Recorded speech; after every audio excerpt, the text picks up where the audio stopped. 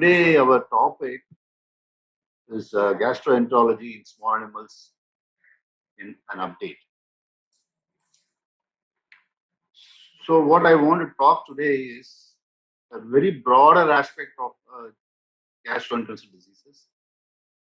Not going into details of treatment of specific diseases because that is going to follow in the series of lectures which myself and Dr. Sumathi are going to take in the couple of weeks coming. So I need to tell you about how to go about the investigation of GI diseases. And of course, investigation of GI disease is always coupled with laboratory evaluation of GI tract diseases. And you've got so many tests on how to use them and things like that. And of course, imaging of GI tract, liver, pancreas, ultrasonography, endoscopy is a very powerful tool in the hands of veterinarians to do etiological diagnosis. In the absence of which, again, we can still have lots of possibilities of treating GI diseases based on clinical and physical examinations. And I need to talk about the differential diagnosis of the presenting complaints. Because you have so many clinical signs which are very non-specific in GI diseases. So we need to talk about each of them. Like for example, diarrhea, whether it's small bowel diarrhea, large bowel diarrhea, whether it's regurgitation or vomiting, or what are the differential diagnosis of hypersalivation, what are the differential diagnosis of jaundice, ascites, and so on and so forth. We need to talk about all the clinical signs and the attached differential diagnosis for each of them.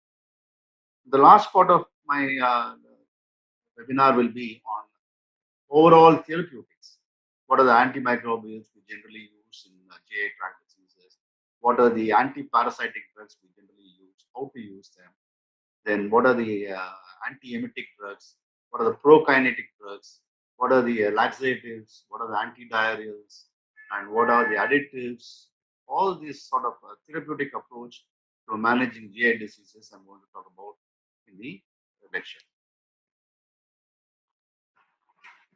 The most common presentation seen in veterinary practice is GI disease. You come across diarrhea and vomition, all those things very commonly in our day-to-day practice. So a thorough knowledge on GI diseases will go a long way in getting success out of our practice. And what we need to know about all these GI diseases, they're all very self-limiting. A general simple rest or a simple support therapy will often come back to normal. Most of the times it doesn't require very serious therapeutic approach. So that we should always remember in investigating or tackling GI diseases.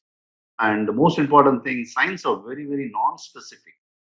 You have so many signs of GI signs which are also seen in systemic diseases. And there are so many clinical signs which are very confusing. So we need to be very careful in going for a thorough diagnosis. And certain times we have totally clinical signs in a different system. For example, you have pneumonia, and you have cough, you have exercise intolerance, all these things in a GI disease. For example, megaesophagus because of aspiration pneumonia.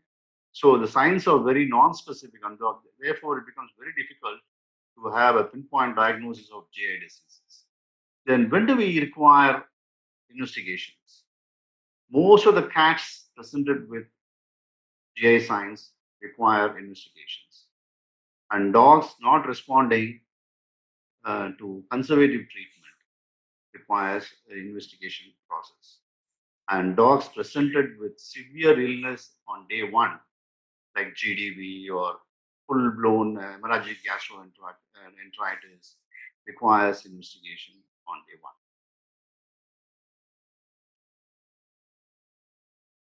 Then a veterinarian has two options. One, use of clinical recognition.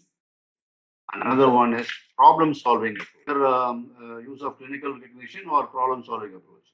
When you get a classical disease pattern which you are experienced in past, then you can use your clinical recognition. For example, a dog which has been not well for 2 days and vomiting for 2 days, and it's coming to you with a full-blown hemorrhagic gastroenteritis, you all know very well that it is parvovirus gastroenteritis. You can straight away start treating them for parvovirus gastroenteritis because it doesn't require any problem-solving approach.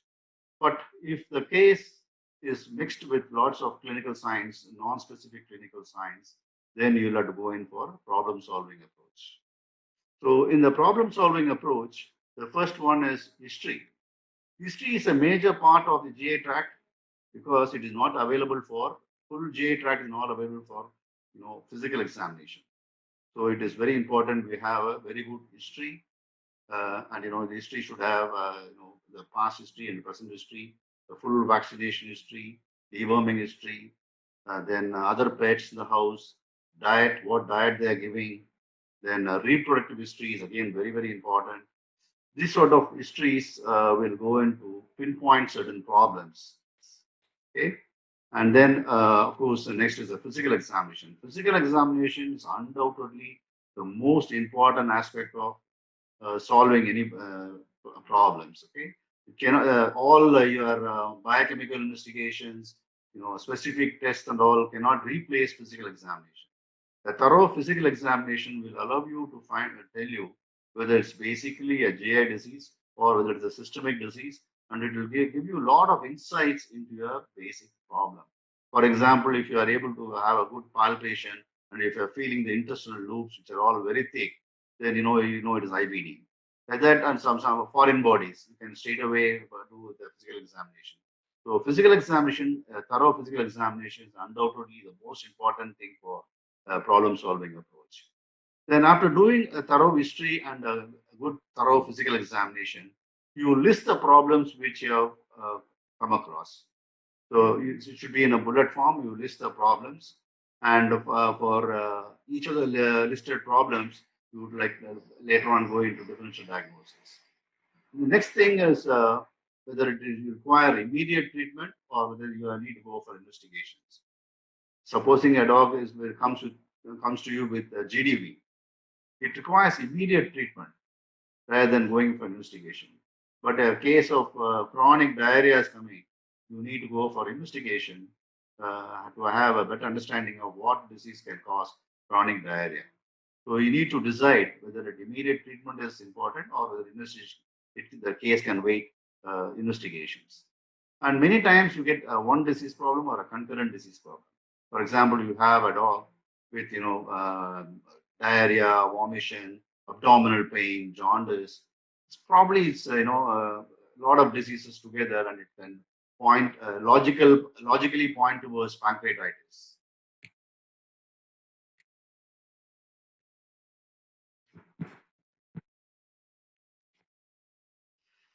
So after doing a thorough history and clinical examination, you have a list of problems. For each of the problems, you list the differential diagnosis. It is very, very important that your list of differential diagnosis should be very, very big. As much as you have the differential diagnosis, then the chances for you to miss a diagnosis is very, very less. For example, you have a case of regurgitation in a 4-month-old German Shepherd puppy. It can be idiopathic congenital megaesophagus. It can be an esophagitis. It can be a esophageal diverticulum. It can be because of foreign bodies. And supposing it's a case is a older dog, then you need to think about hypothyroidism, Addison's disease, myasthenia gravis. All this differential diagnosis should point out for the single problem of regurgitation. Then only you will not miss any diagnosis. Based on the list of differential diagnosis, make a diagnostic plan. Okay, you should make how to go about the diagnostic plan. What are the things? For example, you have regurgitation and simple diagnostic plan. First diagnostic plan should be to take a plain radiograph. Once you take a plain radiograph, then you straight away get a diagnosis of megaesophagus. Supposing megaesophagus is not there, then you rule out all other problems like hypothyroidism or Addison's disease or myasthenia gravis. All those things are ruled out. Straight away, your problems is reduced. So a simple, it might be only a simple esophagitis. So your diagnostic plan should involve all the differential diagnosis. Then choose an appropriate diagnostic procedure. This is again very, very important because it's a cost expensive, diagnostic procedure need not be spent on all cases. For example, you have you have a case of a dog which is brought to you with diarrhea. Okay. To suspect exocrine pancreatic insufficiency, it will be 1 in 10,000. There is a 0.10% only chances of having a exocrine pancreatic insufficiency in a dog with diarrhea. Supposing you have a German Shepherd dog, then the chances of having exocrine pancreatic insufficiency is 1 in 1,000. That is very less. The chances are more that you get exocrine pancreatic insufficiency. Supposing you get a German Shepherd dog with chronic diarrhea and weight loss, the chances of exocrine pancreatic insufficiency is 1 in 10, more than 10%. So that is the case where you have to choose to do test for ruling out exocrine pancreatic insufficiency, not in all cases of diarrhea. So your diagnostic procedure should be chosen appropriately. Then, based on your diagnostic procedures and diagnostic plan, you should have, if you are not able to get a diagnosis, should have a revised problem list, a second or third diagnostic plan. The first diagnostic plan, you might take an X-ray, you might have megaesophagus, and second, third or diagnostic plan should include ruling out Addison's or ruling out myasthenia gravis or ruling out, hypothyroidism. All these things should be your second or third diagnostic plan till you reach a definitive diagnosis. Sometimes you may not have all these facilities to do an X-ray or to do an endoscopy or ultrasound or do advanced tests like PLI or TLI. Then the most probable diagnosis from among the differential diagnosis, you treat them and see for the response. The response is good, your diagnosis is right. The response is not there, go for referral practice. Again, coming to history, the patient details are very, very important. Breed is again the most important aspect of details because there are a lot of breed predilection for certain GI diseases. For example, beagles are highly prone for chronic hepatitis. Bedlington terriers are prone for copper accumulating disease. And similarly, Dobermans, secondary copper storage disease is very common in Dobermans. And again, chronic hepatitis is very, very common in Dobermans. In GSTs, you have lots of diseases like exocrine pancreatic insufficiency, you have inflammatory bowel disease, then you have antibiotic responsive diarrhea, megaesophagus, vascular ring anomalies. These are all, the German Shepherds are highly prone for these other diseases. Golden Retrievers are highly prone for IBD and colitis. Great Dane, very well known, all teeth-chested dogs, they are prone for GDVs. Lhasa pyloric stenosis. Rottweilers, you know very well, they are highly sensitive for parvovirus infection and protein-losing enteropathies. And this one, cats, they are very, very prone for hepatic lipidosis. Whenever a cat comes with anorexia, and you have jaundice, you always look for hepatic lipidosis. Persian cats, feline infectious peritonitis, highly prone for feline infectious peritonitis. Siamese cats are highly prone for both, idiopathic congenital megaesophagus and acquired megaesophagus. So breeds will tell you about what to see in certain breeds always. Similarly, sex also is very important. Females, whenever a female dog comes with vomiting, the first thing you should always have in mind is pyometra. Because Addisons also are more represented in females. And again, age is very, very important. Young dogs are highly prone for foreign bodies, dietary indiscretions, Addison's disease, infectious pancreatic diseases, of course, and congenital abnormalities are to be always suspected in a dog which is very young. And old dogs, when they are brought, the suspicion should be always on lymphomas and hyperthyroidism in cats, old cats. Of course, renal failure is another disease which we should always think about old dog is brought about with clinical signs of GI tract like vomition and things like that. Renal CKDs are very very common. And past history again will narrow into a lot of GI diseases. Vaccination and deworming history, a well vaccinated dog and a well dewormed prophylaxis, well maintained deworming prophylaxis, and a single dog, indoor dog, very rare to get infectious or parasitic diseases. Whereas outdoor dogs, which are not, vaccinated or not dewormed regularly, or multiple dogs in a house or multiple cats in a house, they almost are likely to have more infectious diseases and parasitic diseases. Again, past illness is again a very important history. A dog which had had parvovirus enteritis when it was a puppy will have malabsorptive disease in later part of life. So past illness is very important. Chronic diarrhea and current chronic diarrhea and vomition is again, diagnostic of pancreatitis. So in reproductive history, again, as I told you, the reproductive history is very important.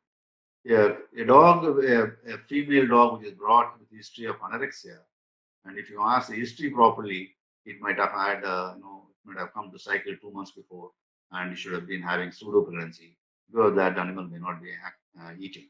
So your treatment is totally different from GA tract. So your reproductive history is very important. Then present history again, you need to ask lots of questions to the clients and find out when it started, how it started, and so many things like when the signs appeared, when was it last normal, when was it last took food, normal food, and the presenting signs, whether it is supposing it's diarrhea, whether it is loose or whether it's watery, whether it has got tenesmus or the frequency of defecation. All these sort of things will pinpoint certain diseases. And medications, what are the medications they have been using, which will throw lights on the present problem. Supposing the dog had had a skeletal problem and they've been giving a lot of NSAIDs, then this is NSAID induced gastritis. So the medications will again give you a lot of insight into what is going on in the GA tract. So diet history again very very important. Type and amount of food given, the quality and quantity of feed given. What type of food there has got scavenging habits. It's again very important. The dogs which are not fed well, which is balanced food, will always having scavenging habits. So whether they change in any dietary patterns and whether there's any change in appetite, whether there's got polyphagia or dysphagia, there are anorexia, all these things should be able to get from the owner. A detailed history should be collected and all this process should be got from the owners. So when you do a physical examination, body conditions, dogs, body condition is very, very important. A dog which is very thin but has got a very good appetite, probably it has got a esophageal disease, or it has got an inflammatory bowel disease, or it's got a lymphoma, or it's got exocrine pancreatic insufficiency, or it has got hyperthyroidism, or it's got diabetes mellitus, where they'll have a very good appetite, but their loss of condition, the body conditions will be poor.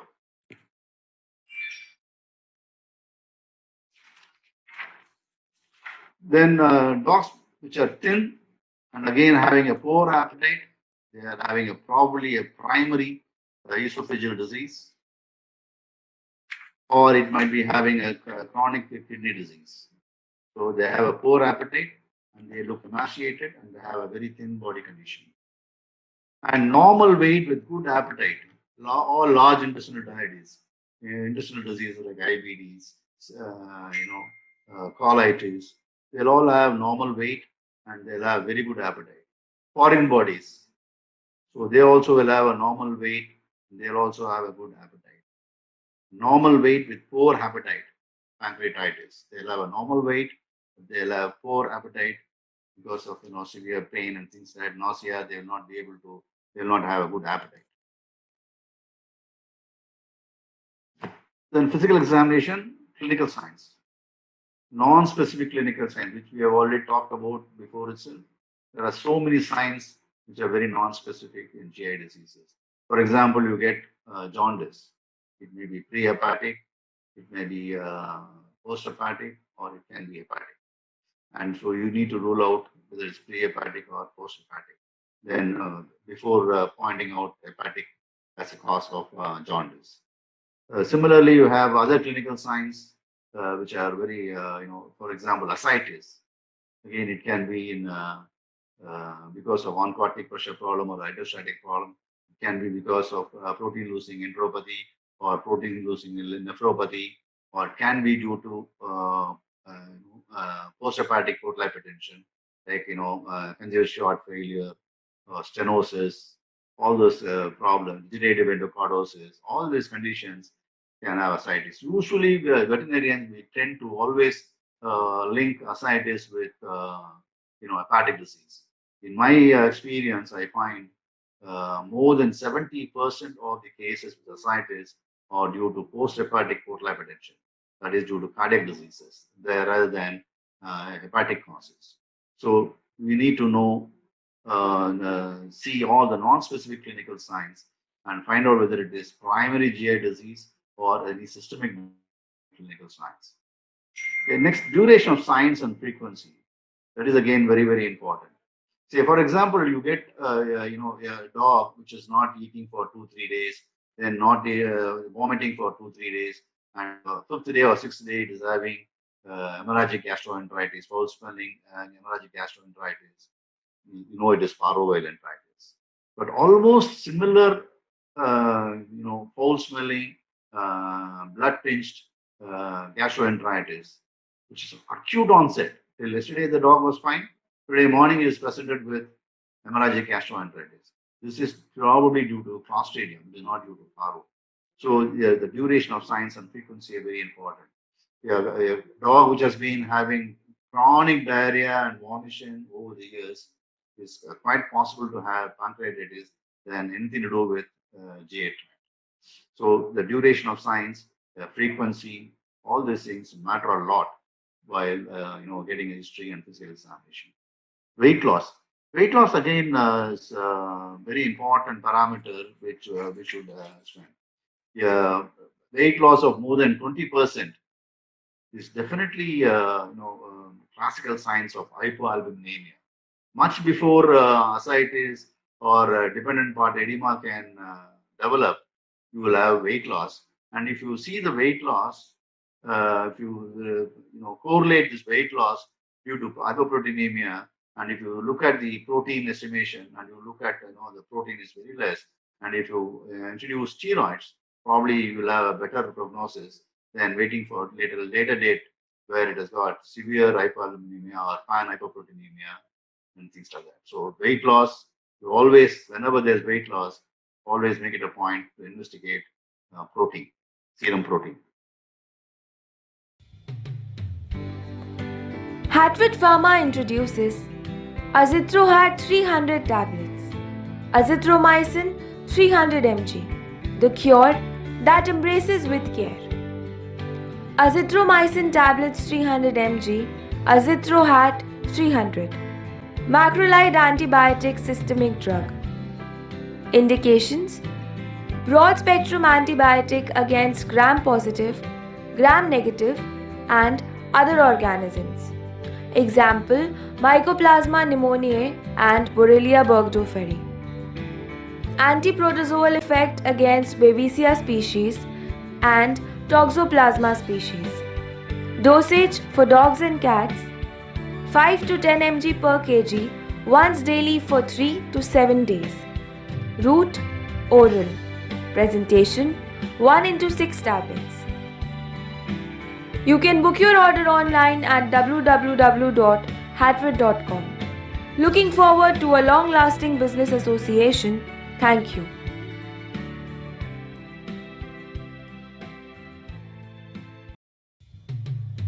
Hatvet Pharma introduces Endrohat 10 syrup, Endrofloxacin 10 mg per 5 ml, Fluoroquinolone antibiotic systemic drug. Now, easiest way to administer enrofloxacin in small breeds or exotic animals. Yes, enrofloxacin in syrup form. Enrohat 10 syrup. Enrofloxacin oral solution 10 mg per 5 ml. Uses and indications. Use in dogs and cats for the management of bacterial infections susceptible to enrofloxacin. Lower urinary tract infections, enteric infections, bacterial skin infections. Dosage for dogs 5 to 20 mg per kg per day every 24 hours for at least 2 to 3 days. Cats 5 mg per kg every 24 hours. Route oral. Presentation 60 ml. You can book your order online at www.hatvet.com. Looking forward to a long-lasting business association. Thank you. Then appetite varies considerably among the GI diseases. You have dysphagia in most of the oral diseases or oropharyngeal diseases or pharyngeoesophageal diseases. You have dysphagia. You have polyphagia in very many diseases like inflammatory bowel disease, exocrine pancreatic insufficiency, feline hyperthyroidism, neoplasia. The feline hyperthyroid and neoplasia, they are hypermetabolic, so they require more food. So they consume more food. So therefore, you have polyphagia. Because you have diabetes mellitus, again you have polyphagia. Then you have deprived appetite. Some you have coprophagia, pica. Coprophagia can be because of exocrine pancreatic insufficiency, or it can be due to dietary deficiencies. Pica can be a managemental problem, or it can be a deficiency disease. Deficiency can be anything. It can be a deficiency of nutrition like carbohydrate or protein, or it can be fiber, or it can be calcium or phosphorus or minerals. Pica can be because of so many problems. So we need to see once a case is present with pica, the differential diagnosis should include lots of probabilities. And anorexia. Any disease with pain and nausea is going to be anorectic. So we need to know what are the diseases which has got pain, or your physical examination should be able to tell you that it has got pain, in what quadrant it has got pain, and things that you should be able to find out. So anorexia is always a part of because of pain and nausea. Thirst, again polyuria, urinating more is seen generally in many diseases. Polyuria, polydipsia in some diseases, and generally thirst is normal in GI diseases. But you need to know the other diseases which will show clinical signs, which will show polyuria, polydipsia, like Cushing's, hyperthyroid, renal disease, hepatopathies, and things like that. Because even GI diseases, because it has lost a lot of electrolytes, there might be a tendency to have, polyuria and polydipsia. So you need to rule out all other diseases which causes polyuria, polydipsia when you are taking history of thirst. Then physical examination, halitosis is a very important clinical sign which we should note. All oropharyngeal diseases like stomatitis, periodontal diseases, all those things will have severe halitosis. And esophageal disease because of necrosis of the esophageal mucous membrane, or because sometimes esophageal diverticula, there can be food which is stored there, and that can get putrefied, and you have halitosis. You can have halitosis in esophageal disease. Gastric disease, sometimes you have halitosis because the gastric mucosa undergoes rapid fermentation, and you have foul smell emanating, and you have halitosis and gastric disease. Coprophagia to whatever disease, whether it is due to pica, whether it is due to EPI, you have severe halitosis because of habit of coprophagia. Salivation is again another classical sign you find in GI diseases, especially oropharyngeal diseases. Because of severe stomatitis, you may have ropey salivation, or you may have profuse salivation in oropharyngeal disease. Any irritant drug or plant can cause severe salivation. Plant toxicities inside the house like ivy, Dieffenbachia, they can cause severe hypersalivation. Irritant drugs can always cause, cats especially, most of the drugs will cause severe hypersalivation. Then all esophageal diseases, oroesophageal diseases, you'll have hypersalivation. Foreign bodies, the oral cavity or pharyngeal cavity, you have hypersalivation. Epilepsy, classical, fundic epilepsy. There is because of higher center affection. You have called, epilepsy, where you have only salivation. You don't have other classical signs of chorea, chronic convulsion. Nothing will be there. Only there will be severe salivation. Then shunts, it's a hallmark of shunts in cats is hypersalivation. You don't get that in dogs. In dogs, you have usually epileptic seizures after a protein meal, whereas cats, will have hypersalivation. Hypersalivation is a hallmark of shunts in cats. Then gastric neoplasia, again, you will have salivation. So your list of differential diagnosis will goes from oropharyngeal disease. Oropharyngeal disease can be because of stomatitis, it can be periodontal disease, or can be because of CKD, all those things. Then any drug which is having irritating properties, plants which are toxic to pets, household plants, you should have history. What are the plants that are available in their house? All those things can cause salivations. So these are the differential diagnosis of salivation. Gas, they're called flatulence. Inappropriate diet will always cause bloating. Aerophagia will cause bloating. Especially in breeds like pugs, when they have problems like severe dyspnea, they inhale a lot of air and can cause severe aerophagia. Classical flatulence is seen in GD and GDVs, especially large breeds, especially deep-chested breeds, and they have a severe accumulation of gas in the stomach. It can be flatulence. And any disease which has ileus, small intestinal or gastric ileus, will have accumulation of gas because of giant migrating motility or peristaltic motility or segmental contraction is lacking. So thereby accumulation of gas is there in case of all diseases wherever ileus is present. For example, a parvoviral dog will have a very severe intestinal ileus. Because of that, the animal will have severe bloat. Then malabsorptive disorders, they always tend to have severe flatulence.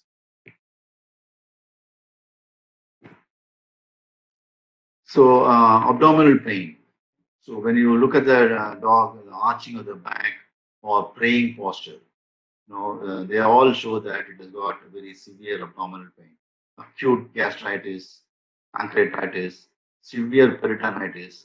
They'll all have severe abdominal pain, which can be elicited while palpating, or animal itself will be showing signs of abdominal pain by arching of the back or praying posture.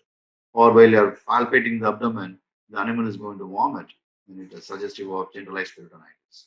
So abdominal pain is characteristic in pancreatitis, acute gastritis, and peritonitis. And sometimes animal will be grunting with pain, in severe abdominal pain. Ascites. Ascites is accumulation of fluid in the abdominal cavity. It can be due to so many causes. Other than abdominal fluid, can be a ruptured bladder, or it can be a ruptured gallbladder, or it can be a peritoneal fluid. All those things can be, or severe bleeding. All can be ascites that you rule out. And then when you come to ascites, the ascites is formed because of two problems. One is hydrostatic pressure. Hydrostatic pressure is the one which is seen in the splanchnic circulation, abdominal vein going to the liver, and from the liver going to the heart after detoxification. This is splanchnic circulation, and this flow of blood through the splanchnic area through the liver to the heart is through a graded pressure. That's called hydrostatic pressure. So whenever there's increase in hydrostatic pressure, you either term it as prehepatic portal hypertension.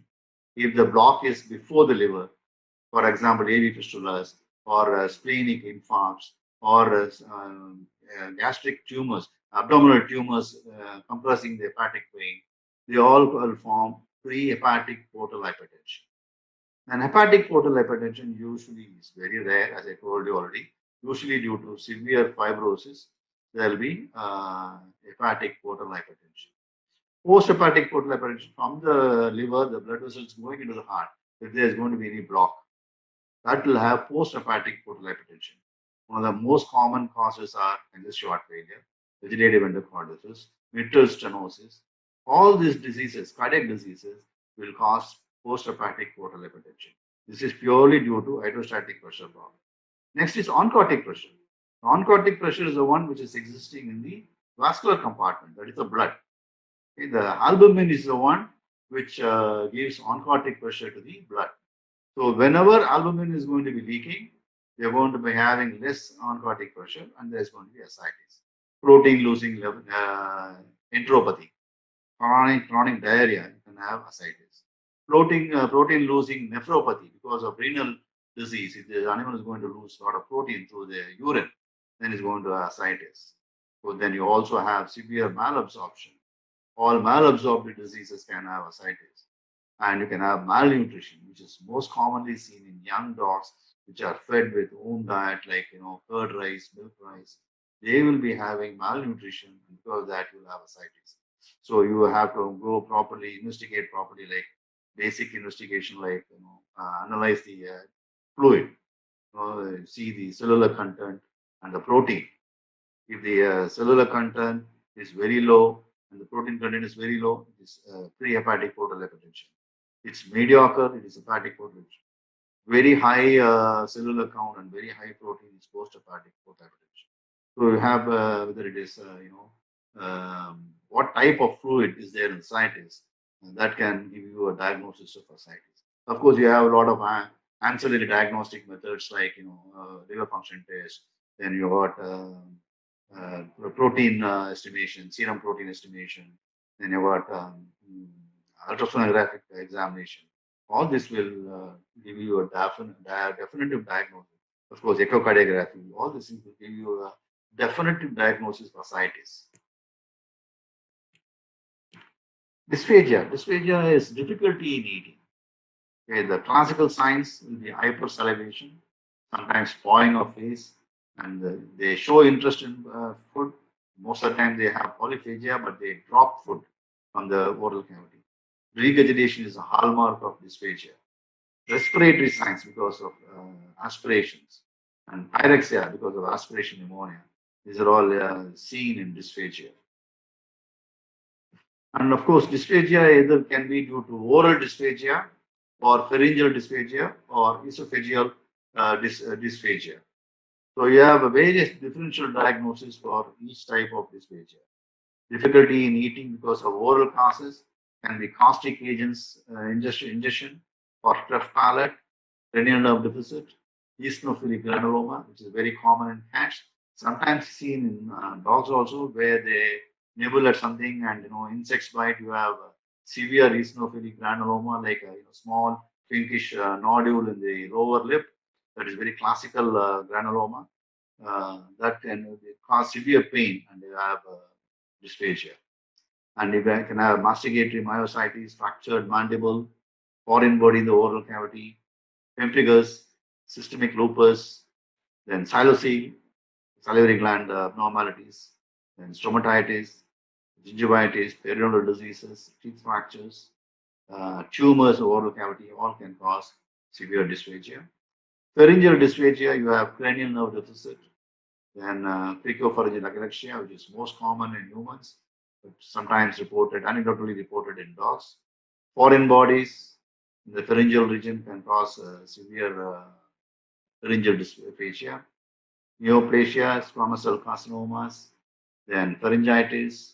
Of course, you also see rabies. You have severe dysphagia, pharyngeal dysphagia. Then esophageal dysphagia, you see in botulism. Dysautonomia. Dysautonomia is a motility disorder, mostly seen in cats rather than dogs. But of course, dogs also have got dysautonomia. Diverticulums, esophageal diverticulums, foreign bodies, hiatus hernia, hypoadrenocortism, that is Addison's, lead poisoning, megaesophagus, myasthenia gravis, esophagitis, organophosphate poisoning, spirocerca lopi, again another problem you see in esophageal dysphagia. Then stricture formations, any surgeries or any previous esophagitis, all these things can have strictures. Systemic lupus, tumors, vascular ring anomalies, all of this can cause difficulty in eating because of esophageal problems. So regurgitation. So regurgitation is a hallmark of esophageal disease. It is a very passive process. So the animal, without any efforts, brings about a tubular cast of food without any efforts. There are no prodromal signs. There are no, signs of nausea, the abdominal heaving. All those things are happen and doesn't happen in case of regurgitation. It is mostly seen immediately after taking food. Of course, the care should be taken immediately after taking food. You have severe gastritis also because of intragastric pressure is more. You get immediately after food, like pyloric obstructions, and they get immediate vomiting. You should be very careful in differentiating between regurgitation and vomition at the time. So usually, it resembles a tubular cast of food, like sausage shaped appearance, and the dogs tend to eat the same immediately. So these are the classical symptoms of regurgitation. Anyway, they have to be differentiated for vomiting. So there is no salivation in regurgitation. There is no retching in regurgitation. There is no abdominal contractions in regurgitation. pH of vomit is neutral or high. Presence of bile, there is no presence of bile. Presence of bile means it is from the stomach. Sausage-shaped vomit is undigested food always. So these are all the hallmark of regurgitation. Whereas in vomiting, you have salivation, you have retching, you have abdominal contractions, usually very low vomiters because of gastric contents. Presence of bile, always presence of bile. Then no, the vomiters doesn't imitate what food it has taken. Usually digested food. Sometimes you can have undigested food also. And similarly in regurgitation also, sometimes you can get uh, digested food, resembling vomiters. Like for example, esophageal divertic lung, where the food stays in the esophagus for a longer time. They get digested by the saliva, and they look like they are digested. So we should be very careful in finding out whether it is regurgitation or vomiting, true vomiting. And always, the owner will always say whether it is regurgitation or vomiting. He will always say it is vomiting. So history should be very clear from the owner, and from an examination point, we should rule out regurgitation or whether there is vomiting. So vomiting is again is a very active process. I told you how animal vomits. There's got abdominal heaving. There's got salivation, prodromal salivation. All those things are seen in vomiting. And the moment the animal is brought with vomiting, you have this one to differentiate it from primary vomiting or secondary systemic vomiting. So primary vomiting is seen in diseases like acute gastritis, chronic gastritis, colitis, gastric foreign bodies, neoplasia, ulcerations, hepatitis, all sorts of GI diseases, intussusceptions, pancreatitis, peritonitis, pyloric stenosis. You have vomiting. In systemic diseases which bring about vomiting, the classical ones are CKDs, where there is severe acidemia and uremia. CNS system, they are mostly due to trauma, any head trauma, fall from height, anything like that, is brought with vomiting is because of central nervous system trauma. Diabetic ketoacidosis, unchecked diabetes will go into diabetic ketoacidosis. Drugs like morphine and xylazine, hyperthyroidism, of course, mostly cats, hypoadrenocardism, Addison's disease, travel sickness, then poisoning, ethylene glycol, antifreeze ethylene glycol is not there in our country. But anyway, ethylene glycol can cause severe vomiting. Lead poisoning is very, very classical, vomiting. So if the history says there have been recent painting going on the house, or it has access to some paints and things like that, vomiting is due to lead poisoning. As I told you, PHARMA trap, again, whenever there's a female dog brought to you with a history of vomiting, pyometra is a classical disease. Vestibular disease, primary vestibular disease or secondary vestibular disease, you have vomiting. So the nature of vomiting also will pinpoint to various diseases. Projectile vomiting. Projectile vomiting is any without any efforts. Projectile vomiting. Forceful, that is forceful vomiting.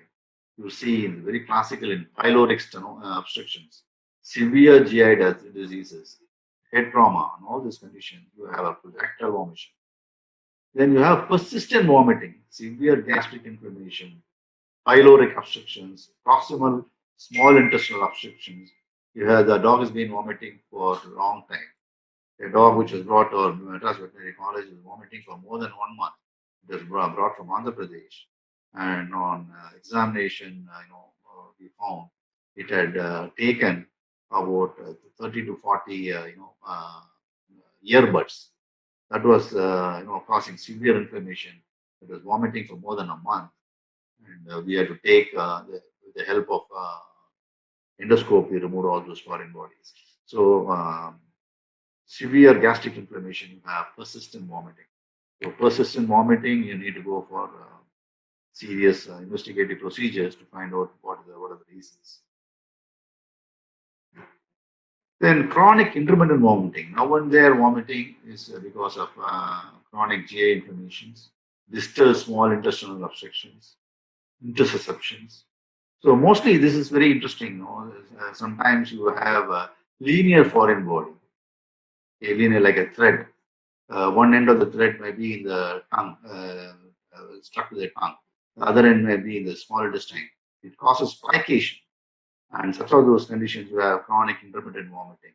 Intussusception. This is again very characteristic disease where you have intermittent vomiting. Not all intussusceptions you have a ready diagnosis. See, we had a case in our college where the animal was brought with signs of vomiting. We did an ultrasound. We saw a bullseye appearance, and we referred to surgery department for intussusception. But by the time when they went and they checked and they did a barium nail, the barium passes freely. So again, they referred back to saying it is not intussusception.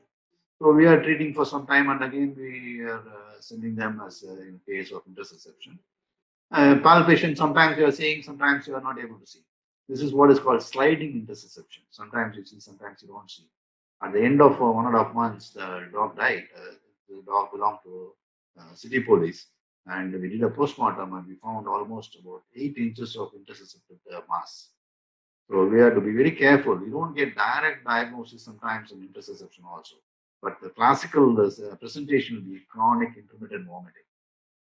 Bilious vomiting. Whenever bile is there in the vomiters, the owner says it's got a yellow color vomiters. That means there are two things. One is it's empty stomach, and next one is patent pylorus. There is no pylorus obstruction. That is because reverse peristalsis from the duodenal bile is coming into the stomach, and bile is an irritant, so therefore it is vomiting it out.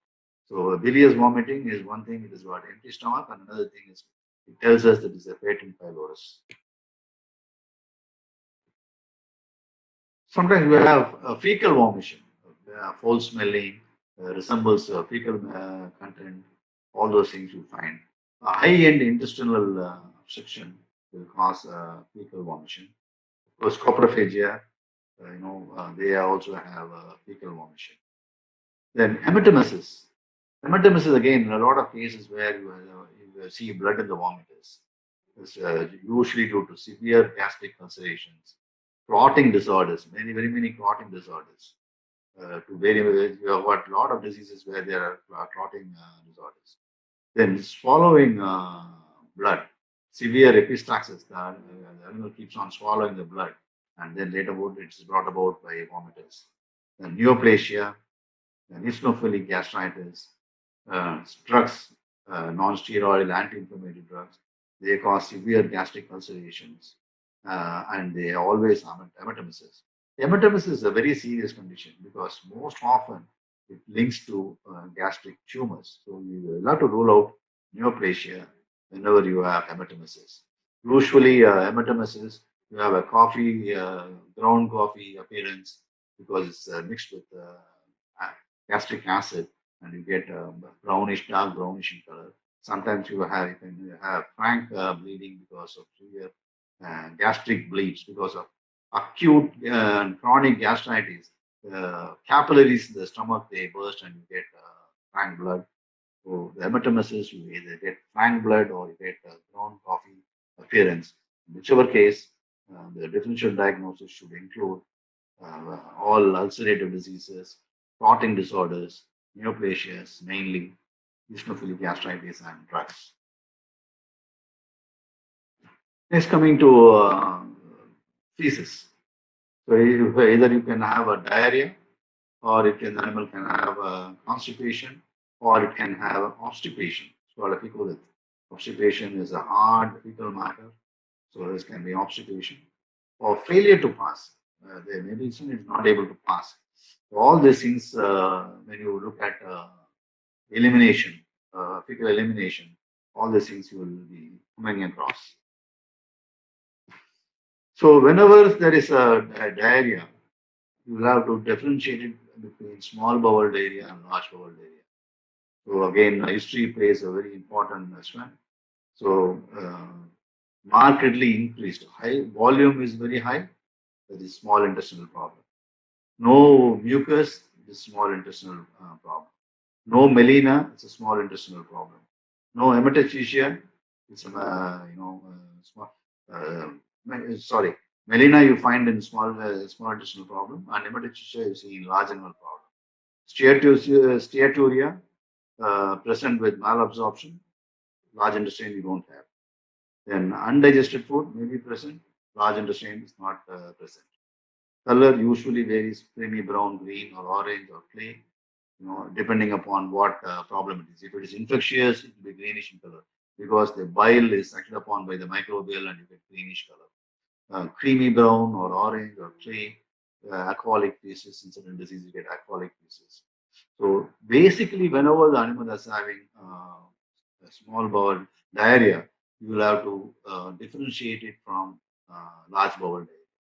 Classical history taking is very, very important. Large bowel diarrhea, you have a very classical one. Animal sits in 6, 7 different places and eliminates. It's called frequency is very large in case of large bowel diarrhea. It has got blood stains and it has got mucus. These are all hallmark of large. If you ask the history, they will tell you animal is going to the garden, sitting in different places and trying to pass. But whereas small bowel diarrhea, the frequency is very less, 1 or 2 times. Volume is very high. So basically, you should differentiate small bowel diarrhea and large bowel diarrhea because you are based on this only. Treatment should change, and your diagnostic procedure will change. Small bowel diseases are different, and large bowel diseases are entirely different. Small bowel disease, you have what SIBO, exocrine pancreatic insufficiency, antibiotic response diarrhea. All this comes in small intestinal problem. Large intestinal problem, you got IBDs and irritable bowel syndrome or colitis. All these conditions comes into large bowel diarrhea. So your diagnosis depends upon whether it is small intestinal diarrhea or large intestinal diarrhea. Hatvet Pharma introduces Rajfan 50 syrup. Fenbendazole 50 mg per ml, the perfect dewormer for your pet. Fenbendazole oral suspension 50 mg per ml, Rajfan 50 syrup, antiparasitic systemic drug. Indications: anti-elementic for susceptible roundworms, hookworms, and tapeworms. Dose for dogs and cats 50 mg per kg for 3 consecutive days. Route oral. Presentation 60 ml. You can book your order online at www.hatvet.com. Looking forward to a long-lasting business association. Thank you. Hatvet Pharma introduces Hatclav 375 tablets, amoxicillin 250 mg plus potassium clovonate 125 mg, potentiated aminopenicillin systemic drug, bactericidal aminopenicillin with beta-lactamase inhibitor with extended spectrum of antibacterial activity, amoxicillin and potassium clovonate tablets. Indications: for treatment of urinary tracts, skin, and soft tissue infections caused by susceptible organisms, particularly gram-positive bacteria and anaerobes. Indicated for canine periodontal disease due to susceptible strains of bacteria and for treatment of bacterial respiratory tract infections. Dosage: for dogs 13.75 mg per kg, for cats 62.5 mg per cat, every 12 hours for 5 to 7 days or 48 hours. Route: oral. Presentation: 1 into 10 tablets. You can book your order online at www.hatvet.com. Looking forward to a long-lasting business association. Thank you.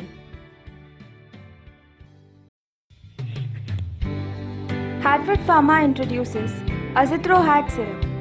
Azithromycin 250 mg per 5 ml. The cure that embraces with care.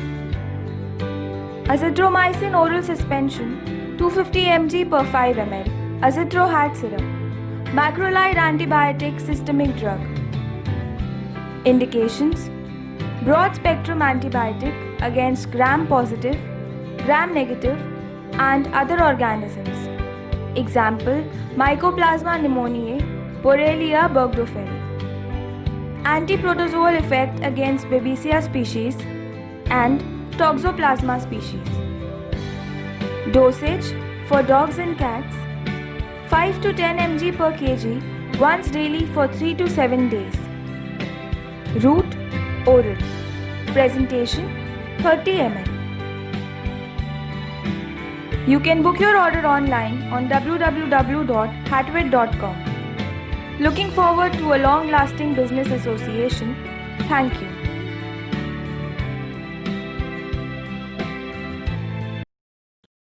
The color of the feces is very important. Alcoholic feces, hepatic and post-hepatic obstructions, you get alcoholic feces because there is no cercobilinogen, and therefore you get alcoholic feces. Clay-colored feces. Undigested food is seen in the diarrhea. It's usually suggestive of exocrine pancreatic insufficiency. Blood-punched diarrhea, already told you, it's large bowel diarrhea. Brownish can be either paro or hemorrhagic gastroenteritis. So diarrhea which stops with diet restriction is always indicative of osmotic diarrhea. Either it's malabsorption problem or it is small intestinal bacterial overgrowth. Whenever it stops with diet restriction, that means it's osmotic. So the contents in the intestinal tract, they draw water and become osmotic, and they cause diarrhea. With diet restriction, there's no fermentation taking place, and therefore it stops. Diarrhea which does not stop with the diet restriction, infectious cause, because that is secretory in nature. The first one is osmotic. This is secretory diarrhea. Next is foul-smelling, watery blood things, suggestive of paroval gastroenteritis. Foul-smelling, watery, frank blood, and acute hemorrhagic gastroenteritis, usually Clostridium or Salmonella or Campylobacter. It can cause hemorrhagic gastroenteritis. Normal in the morning and diarrheic later is classical suggestion of irritable bowel syndrome or IBDs. So whenever you have a dog, which they say in the morning, first fecal matter is good, and as activity increases, it becomes diarrhea. Usually seen in working dogs and small toy breeds, IBDs and inflammatory bowel syndromes. You see this classical phenomena of having a normal fecal matter in the morning and later on becoming diarrhea. Next, we come to constipation. So it can be intraluminal, it can be hair, bones, anything can cause constipation. Extraluminal, it can be due to enlarged lymph nodes, gastric lymph nodes like in lymphomas, or prostate enlargement can compress the colon and cause severe constipations. Or it can be intrinsic. Problem can be intrinsic. It is neuromuscular, especially myasthenia gravis. It can be intrinsic. Can be, even you have a neuromuscular problem causing megacolon. It can be intrinsic cause of constipations. Then reluctance to defecate. This is again another cause of constipation. Poor litter box, poorly maintained litter box, or pain while defecating, or pelvic fractures. All these things can cause reluctance to defecate, um, causing severe constipation or obstructions. So physical examination, assess the body condition. So total body condition, posture, respiration, all these things should be observed from the distance, like how you do for the normal clinical examination. Assess the body condition. Then examination of each body system. Uh, don't go to the GA tract at all. Don't put your efforts in trying to find out abnormalities of GA system while doing physical examination. Go for a go for a thorough clinical examination. It gives you all valuable points which will point later on to a GI disease. Mucous membrane CRT can be done. Mucous membrane, if it's very anemic, whether it's pale or this mucous ectric CRT.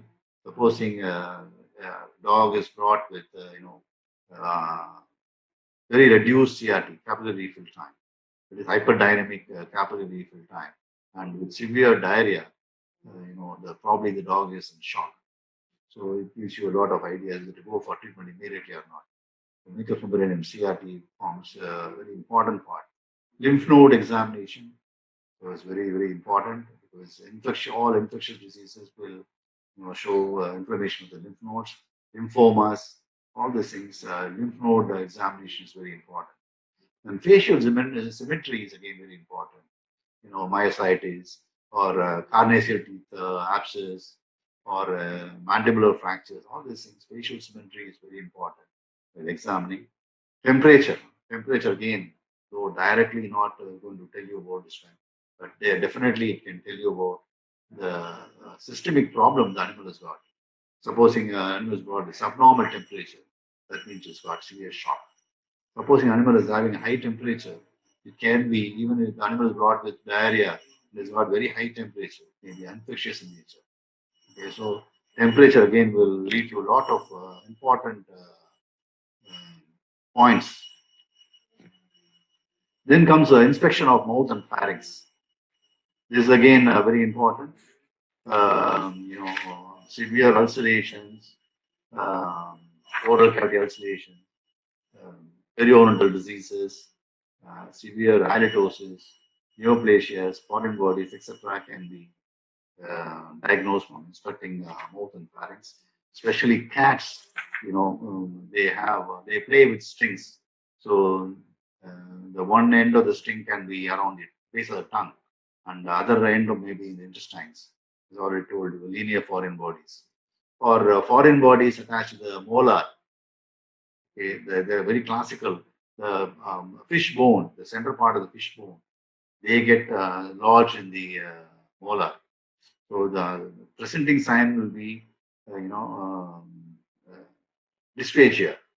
And when you open the mouth and examine very carefully, you find there's got a foreign body.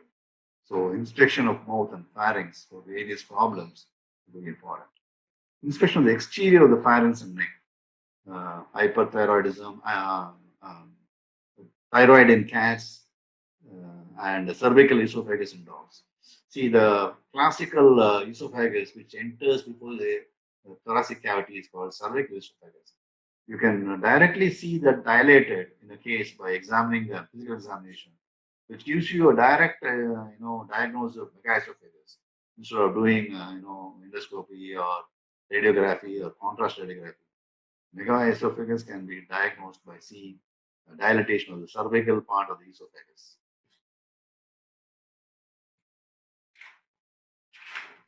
Then examination of thorax. Okay. Usually physical examination is very limited in examining thorax, but nevertheless you can do auscultation of the chest and auscultation of heart. Auscultation in chest to rule out aspiration pneumonia in case of megaesophagus and aspirations.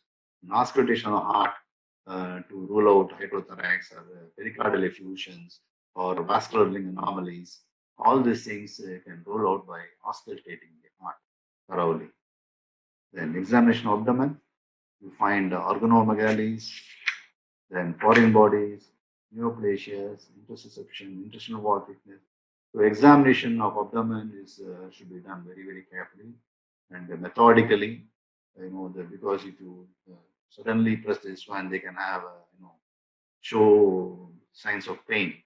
So you should go gradually and do examination of abdomen. So you can examine the stomach by lifting the forelimbs, and you can do.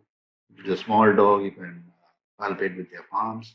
If it is a bigger dog, standing behind the dog, you apply pressure on the lower part of the abdomen and allow all the intestinal organs to slip between your fingers as it comes above, and feel all those intestines slipping between your fingers.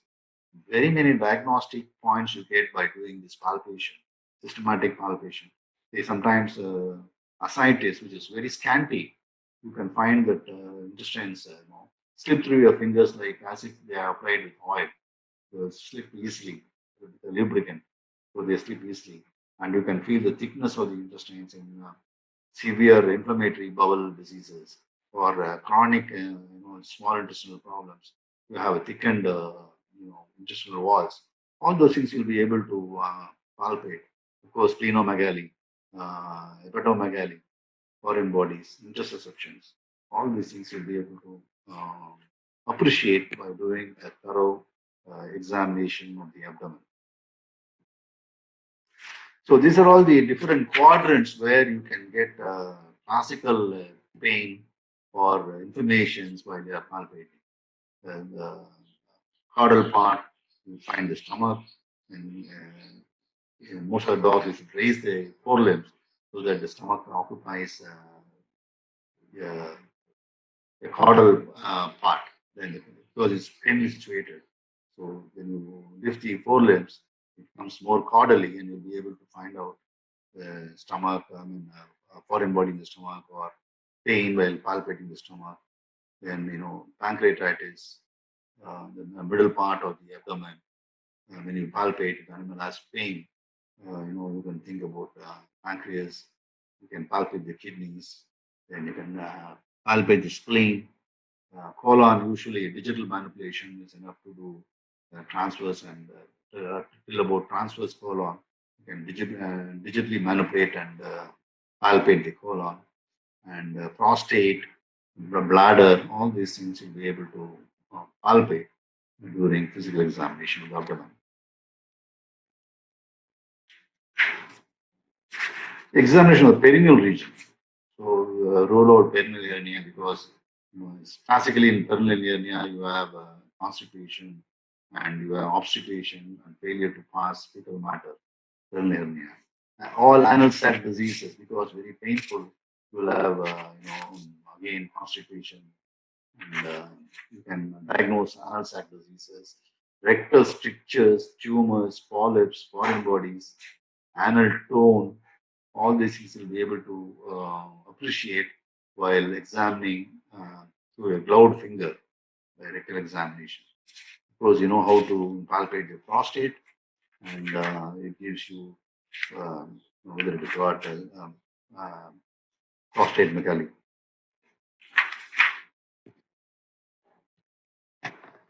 So after doing a thorough physical examination and after taking a history and thorough physical examination, you list the problems. What are the problems you have noted down? You list them and find out whether they are primary GA problem or a systemic disease.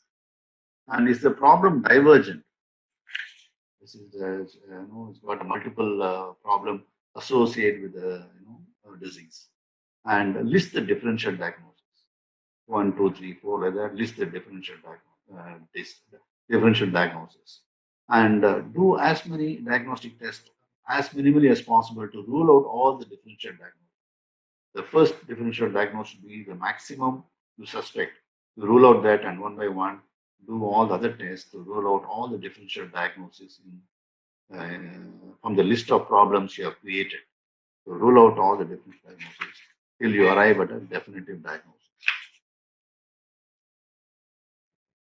So next, after arriving at a diagnostic test, other auxiliary tests and all will aid in the diagnosis. Okay. So diagnostic tests routinely done. Routine hematology will not be very diagnostic of GI diseases, but it will throw in a lot of other ideas about the ongoing problem, whether it is systemic disease or whether it is a GI disease, and what goes on in the pathogenesis. All those things you'll be able to get from routine hematology. For example, severe neutrophilia, infectious diseases, eosinophilia, a parasitic disease, lymphopenia in elementary lymphomas, lymphocytosis in eosinophilia and Addison's disease, reduced hemoglobin and reduced platelet in bleeding disorders. All these, other points which will add on to your diagnosis, you will get on routine hematology. And most often, you should do a routine hematology before undergoing any first line of treatment. You should take a routine hematology. Then serum biochemistry.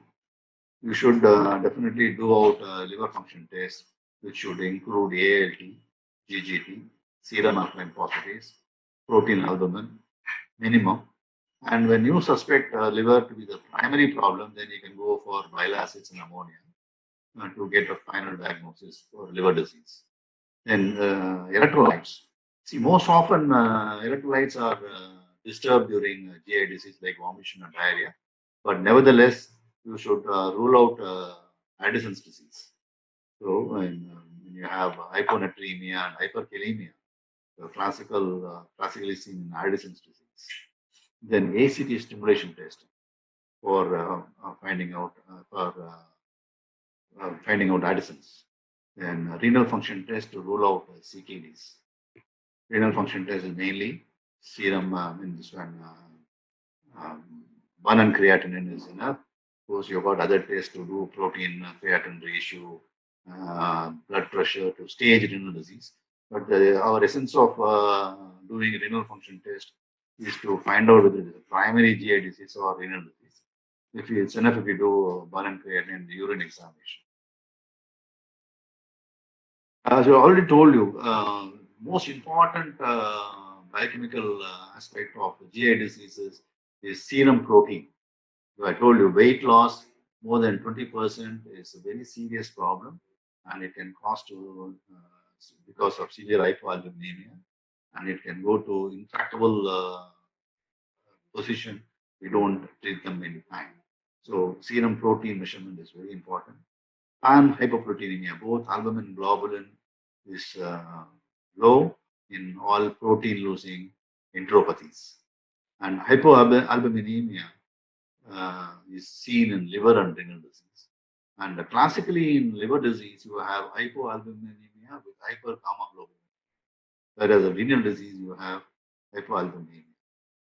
Okay? And hypergamma-globulinemia, you have in feline infectious peritonitis and cholangiohepatitis.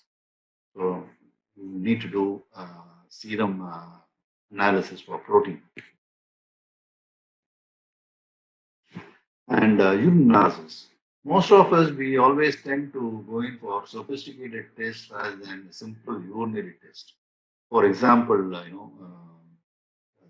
simple urine analysis can tell you about renal disease much before creatinine and urea is increased. You will see cast in the urine.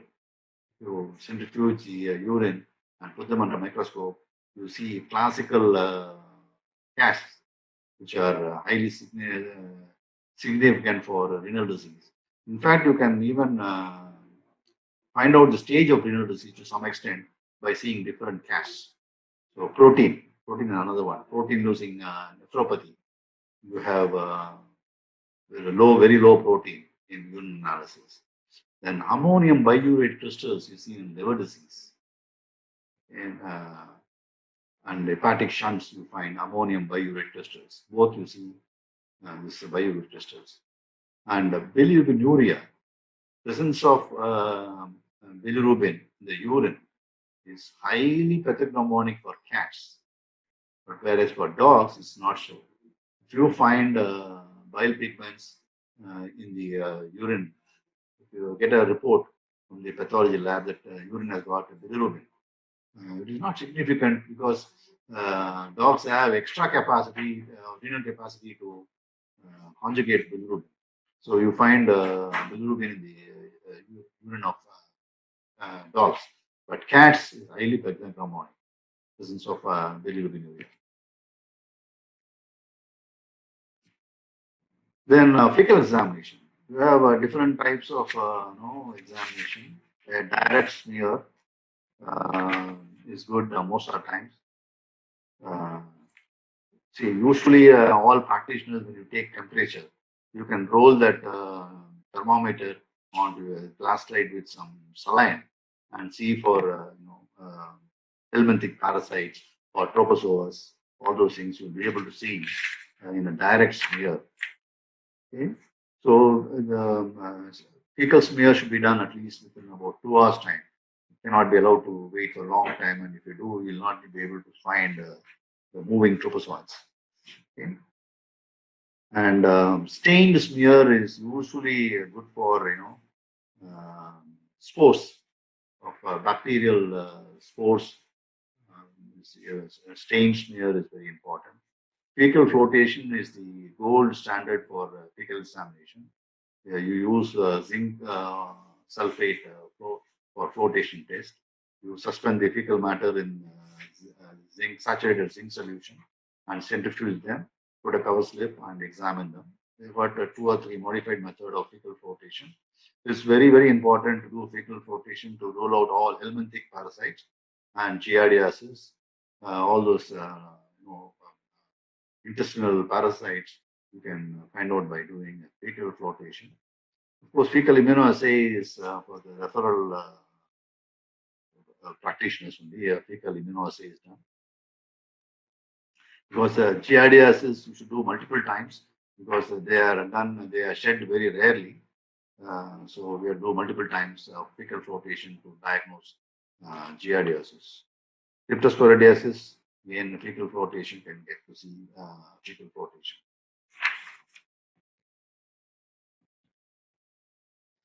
Then undigested food in the fecal examination tells you it's got maldigestion.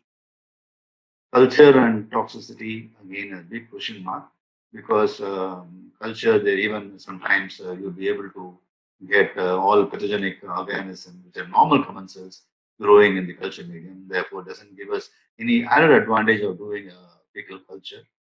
Presence of toxins, again, it's not done in very many labs, but sometimes it can be helpful in a critically ill patient for E. coli toxins and all those things. Sometimes it can be helpful, but it's all a laborious process and few labs do it and it's very expensive. Next is survey for the radiogram. It's most important to diagnose GA problems. So you should do survey radiography. They allow you to diagnose very many problems like foreign bodies, obstructions, mass, organomegalies, sometimes, ecolids, all these things in survey radiography, chest and abdomen, you will be able to get diagnosed. Hatvet Pharma introduces Enrohat DT 200 tablets, Enrofloxacin 200 mg, fluoroquinolone antibiotic systemic drug to clear these susceptible infections with healing touch. Enrofloxacin 200 mg tablets, Enrohat DT 200 tablets. Uses and indications: used in dogs and cats for management of bacterial infections susceptible to enrofloxacin, lower urinary tract infections, enteric infections, and bacterial skin infections. Dosage for dogs: 5 to 20 mg per kg every 24 hours, at least 2 to 3 days. For cats, 5 mg per kg every 24 hours. Route: oral. Presentation: 1 into 10 tablets. You can book your order online at www.hatvet.com. Looking forward to a long-lasting business association. Thank you. Hatvet Pharma introduces Clindahat syrup, clindamycin 250 mg per ml, lincosamide antibiotic systemic drug, a lincosamide weapon to fight infection in small breeds and exotic animals. Clindamycin hydrochloride oral solution, Clindahat syrup. Indications: skin infections, dental osteomyelitis, and protozoal infections including toxoplasmosis. Dosage for dogs: 5.5 mg to 33 mg per kg every 12 hours. For cats, 11 mg to 33 mg per kg once a day. Route: oral. Presentation: 60 ml. You can book your order online at www.hatvet.com. Looking forward for a long-lasting business association. Thank you. Hatvet Pharma introduces KetoHat DT 200 tablets, ketoconazole 200 mg. Sure shot choice for stubborn fungal infections. Ketoconazole 200 mg tablets, azole antifungal systemic drug. Indications: Malassezia species dermatitis in dogs. Drug of choice for treating histoplasmosis in dogs. Useful for palliative therapy in dogs with large malignant for invasive adrenal tumors where surgery is not an option. Should not be used in cats. Dosage: for dogs, 5 to 10 mg per kg once a day. Route: oral. Presentation: 1 into 10 tablets. You can book your order online at www.hatvet.com. Looking forward to a long-lasting business association. Thank you. See, the diaphragmatic hernia in a cat, we were able to get from a survey radiograph. Fecolith in a cat. The classical double bubble appearance of a GDV. You confirm GDV before going for surgeries.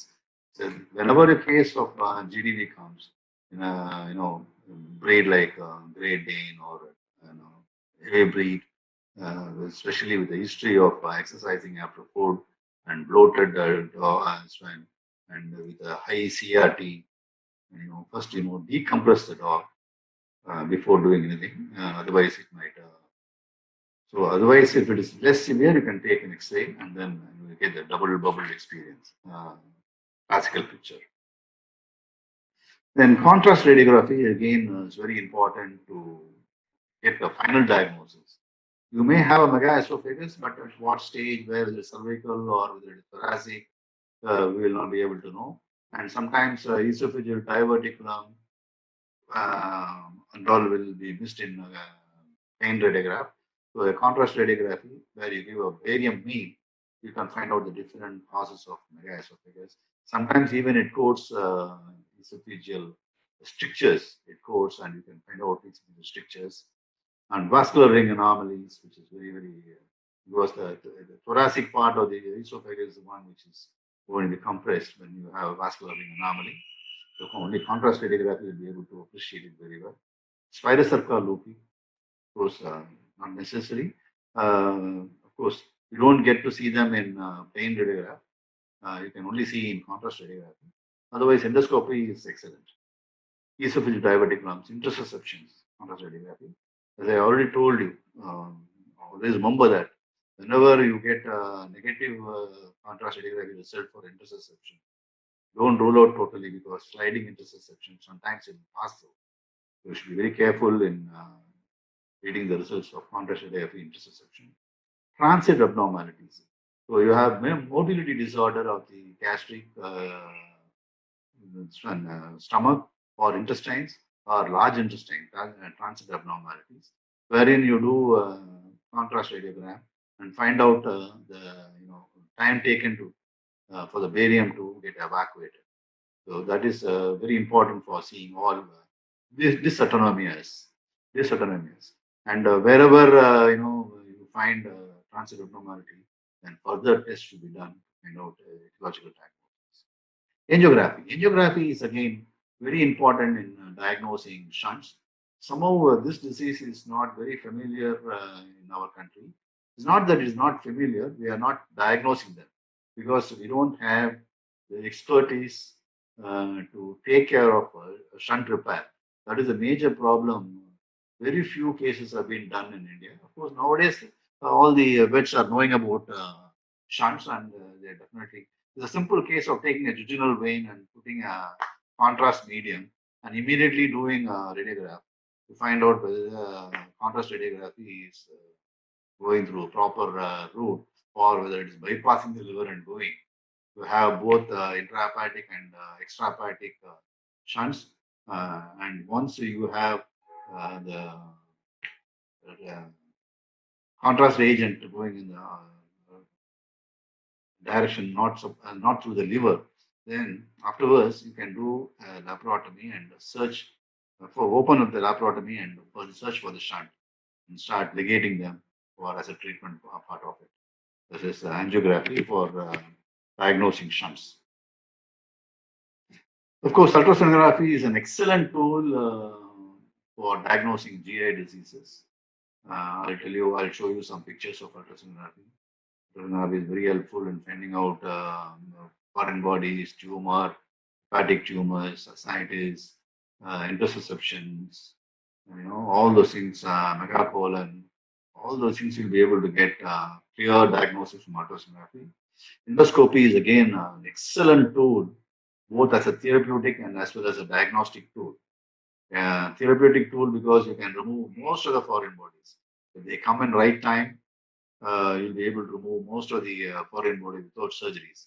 If you waste time, if it's more than 4 to 5 hours, then it might pass the pyloric end and then go into the intestine where we have to do a surgery. So endoscopy is an excellent I'll show you some pictures. Exploratory laparotomy. Sometimes when you are not very clear about what diagnosis, you can do exploratory laparotomies, especially with linear foreign bodies. And whenever you want to take biopsies and things like that, you can do exploratory laparotomies. ACK stimulation test to find out addisons. TLI and PLI are tests of gold standards for testing exocrine pancreatic insufficiencies. Okay. Then serum folate and serum cobalamin. This is again a wonderful biochemical estimation to find out small intestinal disease and small intestinal bacterial overgrowth, then exocrine pancreatic insufficiencies and things like that. Folate is decreased in small intestinal diseases. Folate is increased in small intestinal bacterial overgrowth because certain bacteria they produce more folate. So you have increased serum folate, and cobalamin is reduced in exocrine pancreatic insufficiency and SIBOs. And serum cobalamin and serum folate are very important from therapeutic point also. Most of the cats with serum cobalamin, low serum cobalamin, they thrive very well on parental supplementation with serum cobalamin. So it's very important that you do serum folate and serum cobalamin to rule out SIBO, exocrine pancreatic insufficiency, and to give cobalamin in all cases of diarrhea in cats. They respond very well. So these are some of the tests which are definitely available only with referral centers, not for practicing veterinarians. But all the more we should definitely know. Breath hydrogen assay, of course, not even done nowadays because of academic interest only. The carbohydrate malabsorption, hydrogen is when liberated, and because of fermentation, and this hydrogen is estimated in the breath. So this is not done nowadays. Duodenal aspiration and culture is really very good. Gold standard for Giardia, Salmonella, and SIBO, but it requires an endoscope and a sterile tube to insert through endoscope and collect a duodenal juice and culture them. An intestinal function test, there are a lot of intestinal function tests, and the best one is intestinal sugar permeability test to rule out inflammatory bowel disease and neoplasia, where monosaccharides and disaccharides, two sugar solutions are given, and the serum urine sugar levels are measured after 6 hours to find out, defective in intestinal permeability. But of course, they are all available with referral centers in some places, and still it is supposed to become common in many other places. I already told you about ultrasonography, liver disease, intestinal wall architectures. You can see the intestinal wall architecture, fluid accumulations, lymph node shunts, and pancreatitis. See, this is classical hemangiosarcoma of the liver. So these are things even a novice ultrasonologist can easily diagnose. You just have to keep the probe in the appropriate place window and find out the hepatic architecture, and you find classical hyperechoic with anechoic cystic structures inside, and very classical hepatic hemangiosarcomas. Scientists. So this is again scientists. From the ultrasound itself, sometimes it's possible to find out if it's pre-hepatic or post-hepatic. Most of the post-hepatic portal hypertensions, all your vessels inside, hepatic vessels will be highly dilated. For congestive heart failure, mitral stenosis, endocarditis, all those vessels will be highly dilated, and you have free flowing fluid around the liver lobes. And it's also easy to diagnose ascites due to hepatic problem from this picture, because here you have a straight liver borders. In case of liver cirrhosis, you have undulated borders. That means it's got liver cirrhosis. So, very classical picture of ascites. This is liver cirrhosis.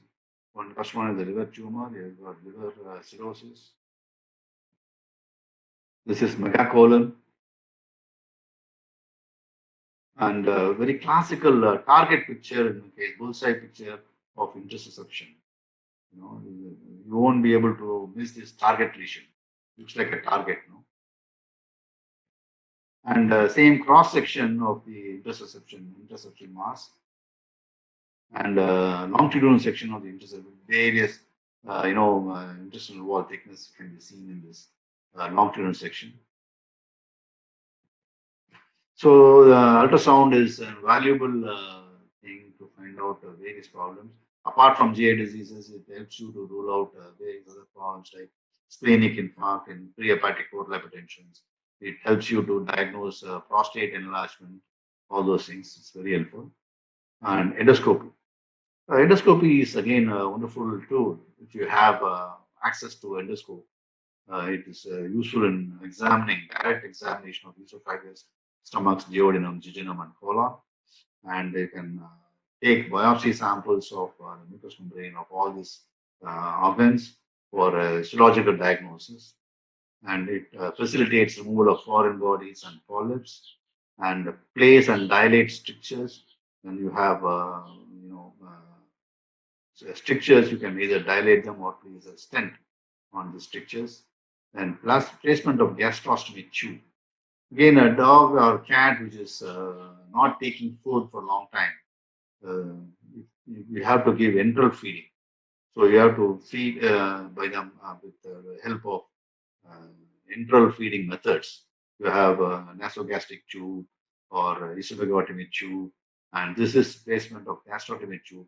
Without any surgery, you can do this placement of gastrotomy tubes. It's called PEG.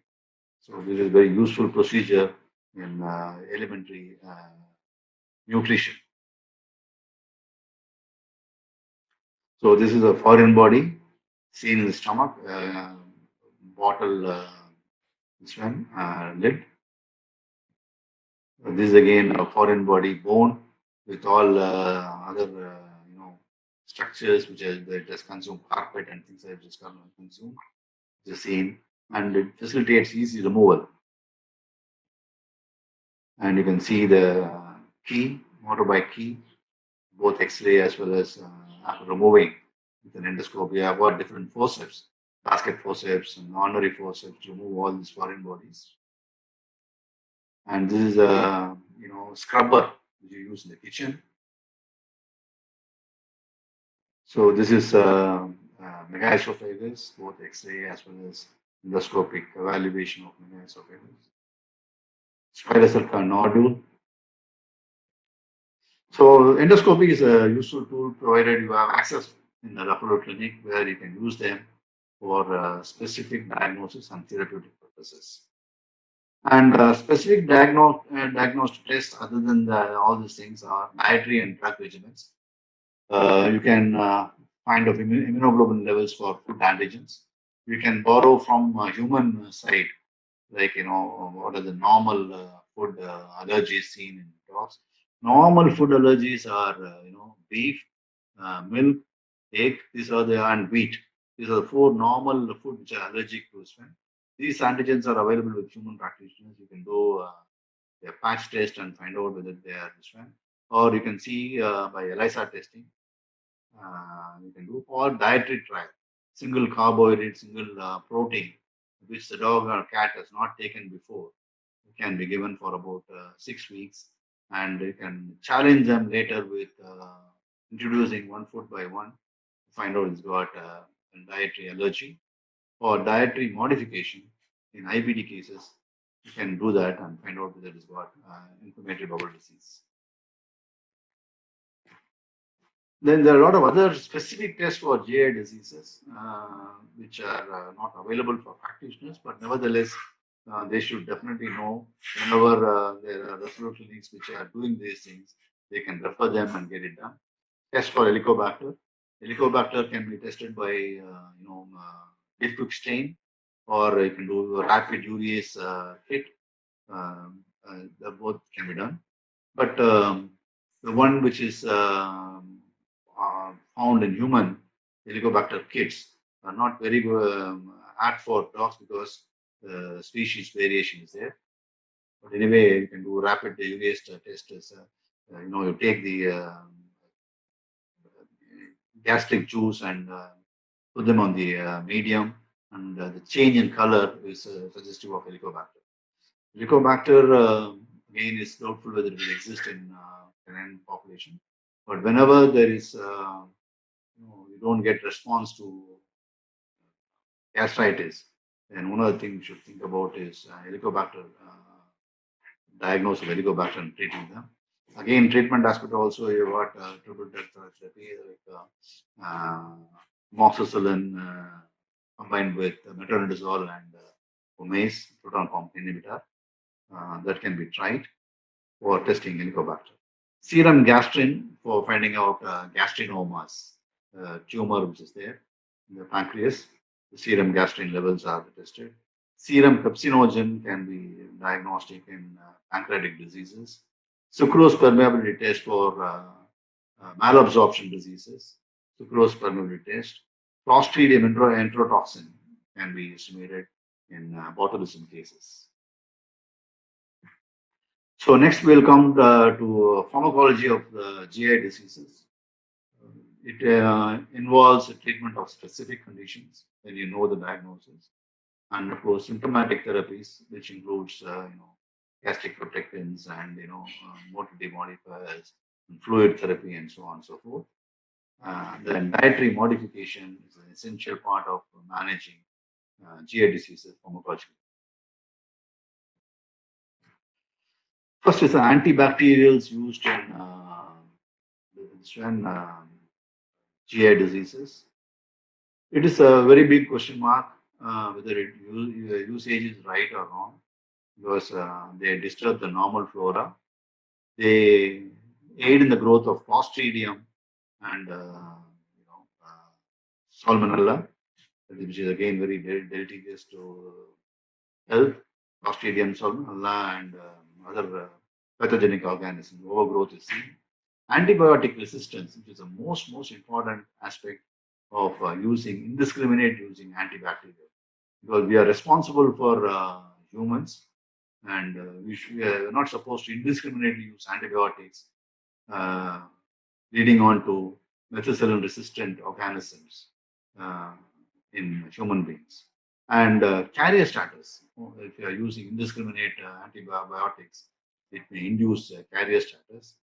So use of antibacterials in GI tract diseases is really questionable, and we need to have a lot of conviction before using that. And indications for antibacterials in GI diseases, specific infections like Salmonella, that is when you get acute hemorrhagic gastroenteritis, where you get mucosal surface damage, where you think there can be translocation of bacteria and the toxins can be absorbed. Such are those conditions you need to go for antibacterial. Antibiotic responsive diarrheas and small intestinal bacterial overgrowth and the severe immunosuppression because of chemotherapy or parvoviral-enteritis. In parvoviral-enteritis, again, you suspect a lot of mucosal integrity problems, and therefore, the translocation of bacteria can take place. Therefore, you need to include antibiotics in case of parvoviral gastroenteritis. Aspiration pneumonias, whenever you have megaesophagus and there is aspiration, and there's going to be fever and things like that, we are going to use antibiotics.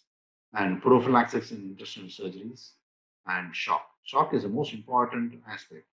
If you have a severe shock because of GI diseases, then there'll be translocation of bacteria because blood supply in a shock, blood supply to the intestines are stopped, and therefore you have mucosal turnover, and there'll be translocation of bacteria.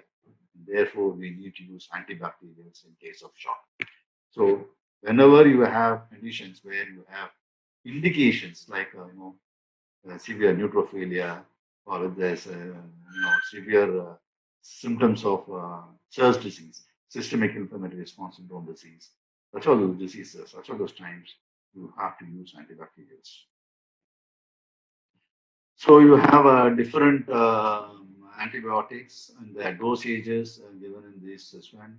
Amoxicillins are used in Salmonella and Clostridiums, or potentially amoxicillin clavulanic acid is excellent drug choice in hemorrhagic gastroenteritis. And the dose also differs.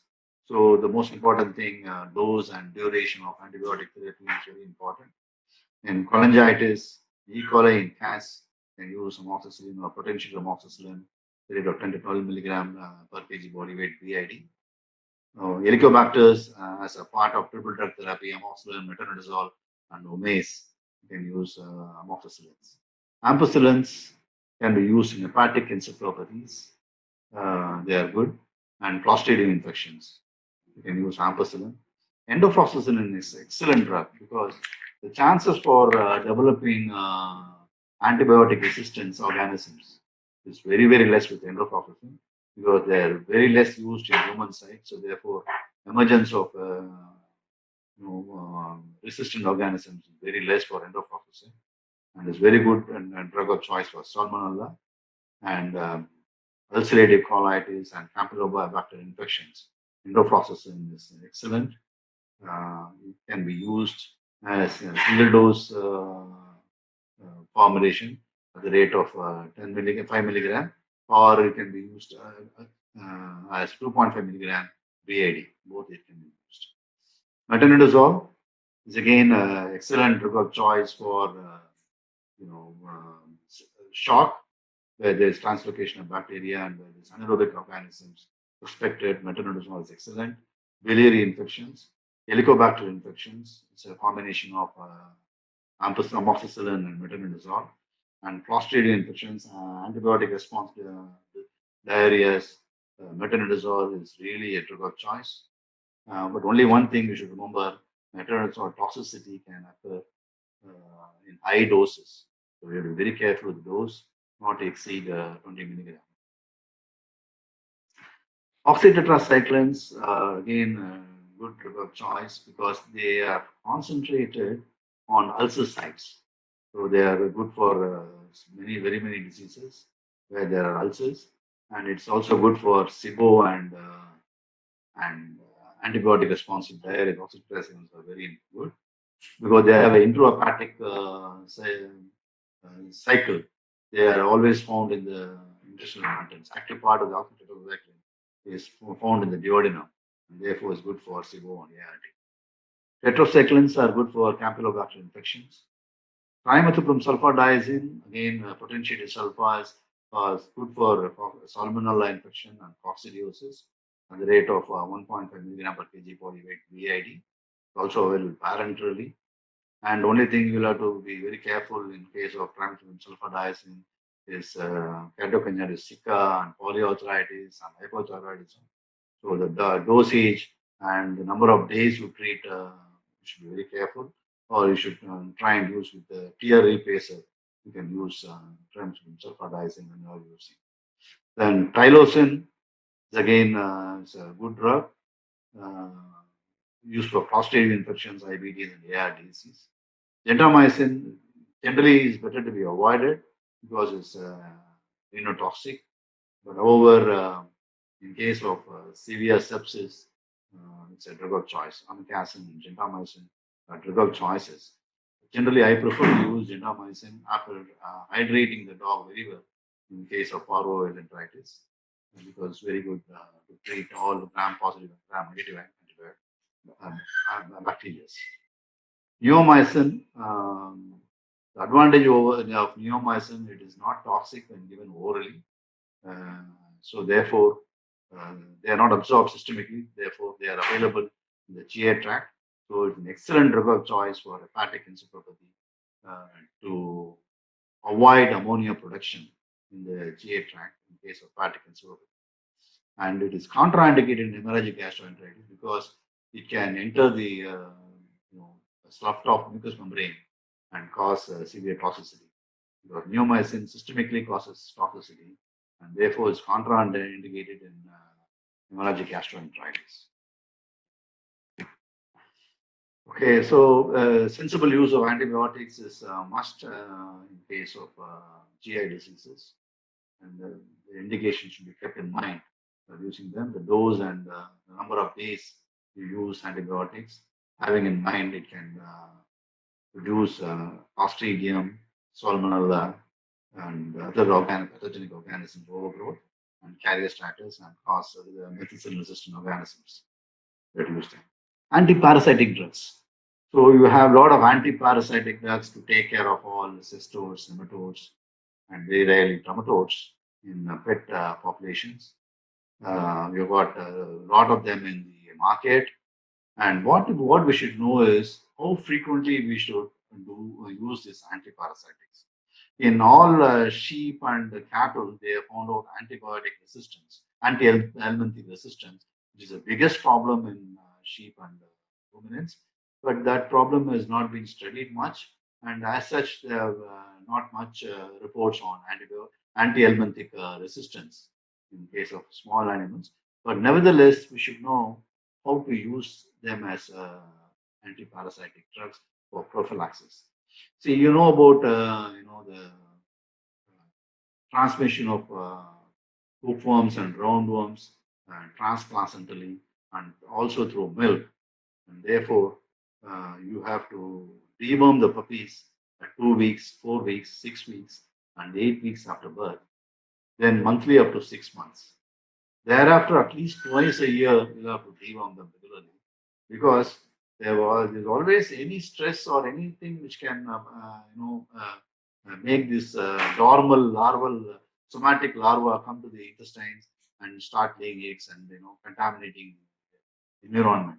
And these eggs are there in the environment for they can stand for a very long time, and therefore there are plenty in environment. So any dog can get infected.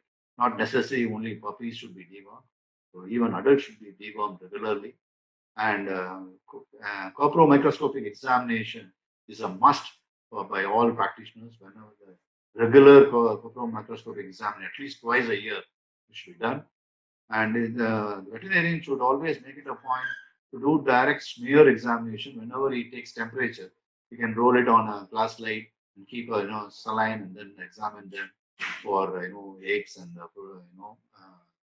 proboscides and things like that. So this is very very important. Even the male dogs can be infected, and the female dogs more chances during pregnancy they get activated and they can uh, have mature worms are seen in the intestines. So therefore, both pregnant bitches and nursing mothers and all other dogs should be dewormed regularly. Hatvet Pharma introduces Hatlexin 250 serum, Cephalexin 250 mg per 5 ml, first generation cephalosporin systemic drug. First choice for fighting bacterial skin infections. Cephalexin 250 mg per 5 ml oral suspension, Hatlexin 250 serum. Indications: for the treatment of secondary superficial bacterial pyoderma in dogs caused by susceptible strains of Staphylococcus pseudointermedius. First tier drug for the treatment of bacterial skin infections, susceptible urinary tract infections.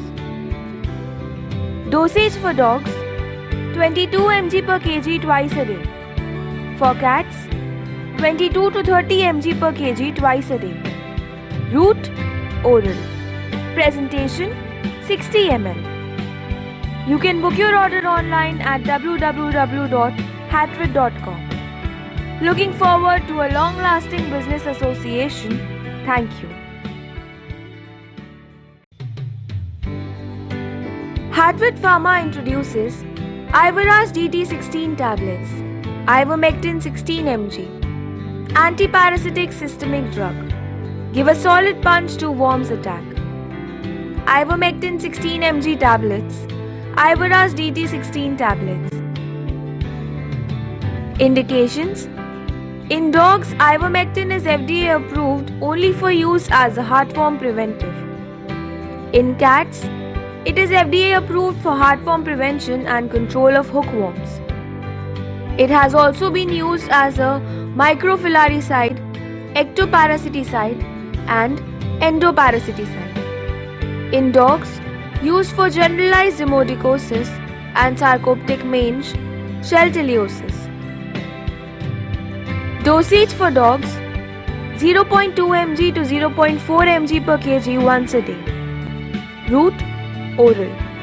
Presentation: 1 into 10 tablets.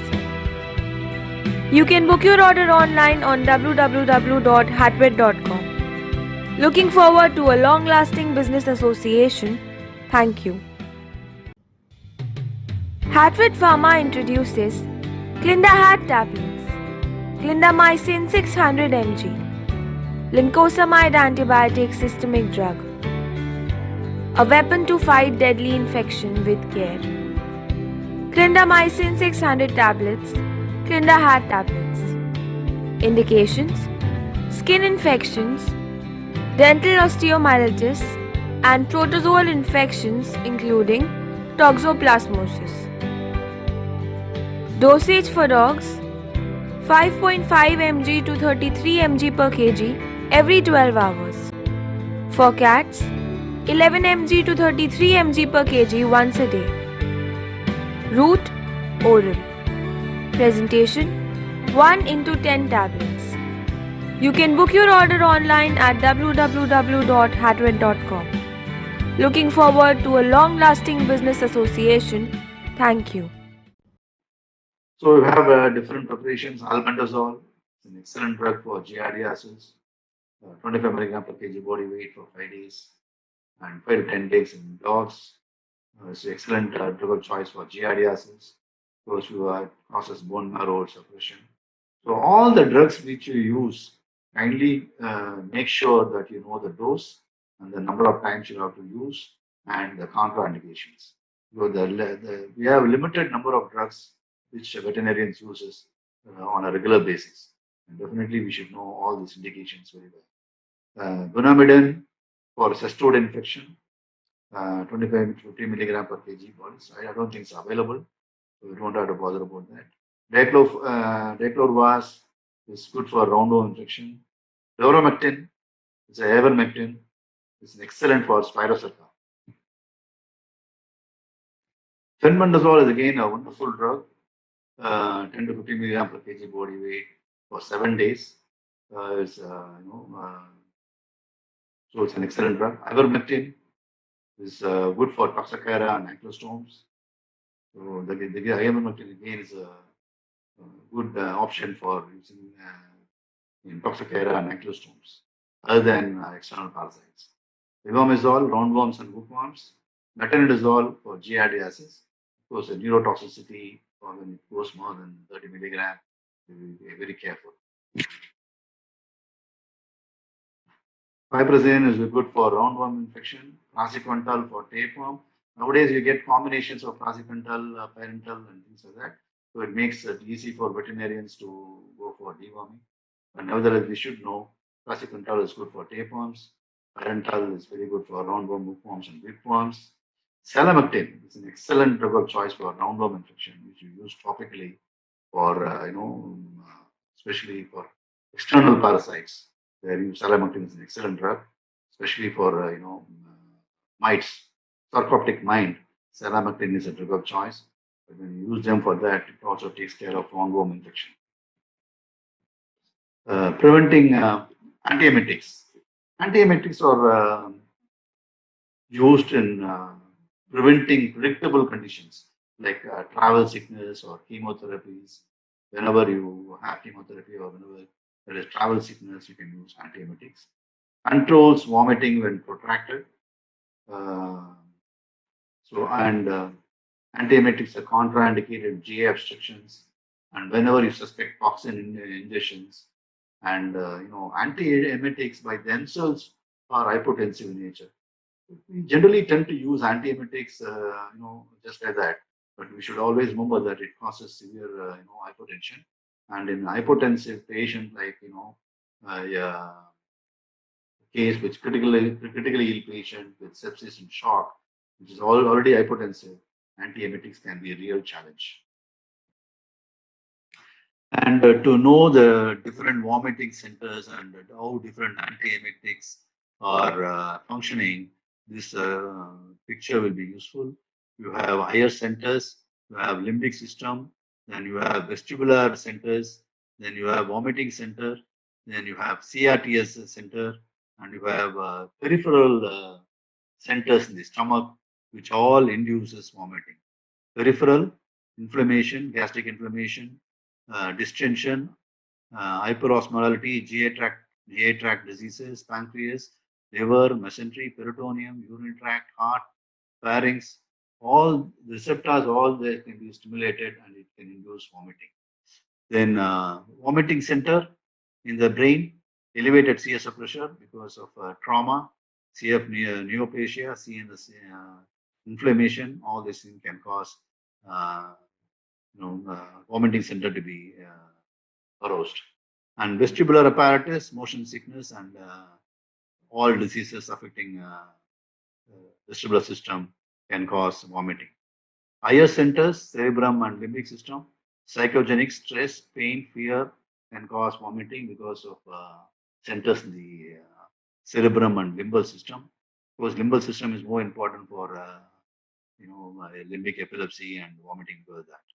And chemoreceptor trigger zone is the most important one for small animal practitioners because all drugs, apomorphine, morphine, digitalis, metabolic disorders like diabetic ketoacidosis, uremia, all can induce CRTs center, acidosis, bacterial toxins like pyometra. They induce, they stimulate the CRTS center and cause severe vomiting. And the drugs acting on different centers is given on the right side. You can use for vestibular meclizine or diphenhydramine and maropitant for CRTS centers. You can use maropitant. It's a drug of choice. Not available. It's an excellent antiemetic, which is very used by Westerners. Maropitant and metoclopramide, ondansetron, uh, maropitant, chlorpromazine, and trimethoprimazine. They're all excellent for CRTS induced vomitings. Okay? And 5-HT3 is when metoclopramide, ondansetron, and chlorpromazines are used while treating vomiting centers. So these are all the different antiemetics used to treat depending upon which center is affected. Then prokinetics, they stimulate motility in the stomach, intestines, and colon. So they should be very useful in treating all motility disorders in small animals. Very useful in ileus, and of course it's contraindicated in GI obstructions. And the drug of choice of prokinetics or bethanechol, palidostickmin. Bethanechol is not used nowadays. Bethanechol is used in megaesophagus. Palidostickmin is used in myasthenia gravis, metoclopramide, cisapride, H2 antagonists. They are all excellent prokinetics used in small animal practice. Then mucosal cytoprotectants, acid barrier functions, useful in esophageal and gastric ulcerations. So again, this is very useful in all cases where you suspect erosions of the GI tract. Prostaglandin, especially misoprostol, is an excellent drug, useful in as acid barrier functions. Antacids, normal ones are aluminum hydroxide and sucralfate. They are wonderful cytoprotectants, mucosal cytoprotectants.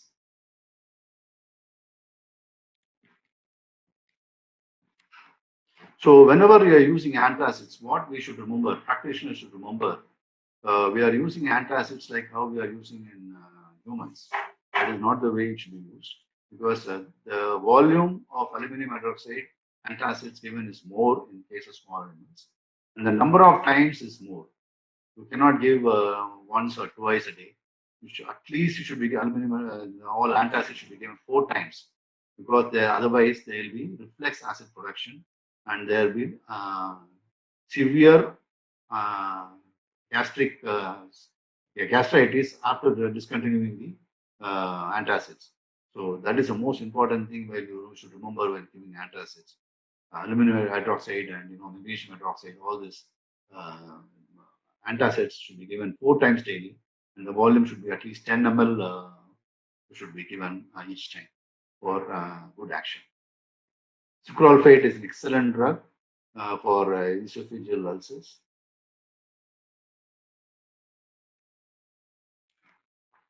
Then acid blockers. The H2 antagonist blocks gastric and pepsin secretions. Cimetidine, ranitidine, famotidine, they're all drugs which are there in humans, and they are really very good. And we should know how to use them. And famotidine is a drug of choice for critical care patients because it brings about the action immediately. Famotidine. So like that, you should know the use of different H2 antagonist drugs in different diseases. Proton pump inhibitors like omeprazole, pantoprazole, and lansoprazole again are really very good drugs of choice.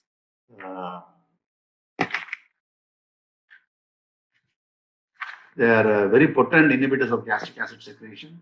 Once daily administration is enough for OMAs, all pantoprazole and omeprazole. The drug is given in cap. This again, should be very important.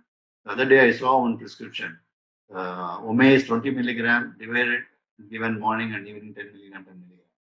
So they are not to be given like that because they get deactivated in the stomach, and therefore it becomes inactive. Therefore, it should be given as encapsulated form. That is very important. Once daily administration is a big advantage in giving proton pump inhibitors. Ranitidine is more potent, no hepatic side effects. It's a prokinetic, and when you're giving ranitidine intravenously, you should be giving it very, very slowly because they cause severe arrhythmias, and therefore you should be very careful in giving ranitidine. So again, when you're using cimetidine, rebound acidity is there after discontinuing. So we'll have to be very careful. And cimetidine, one advantage is got immune modulatory function. So that advantage you always have in mind. Cimetidine is immunomodulator.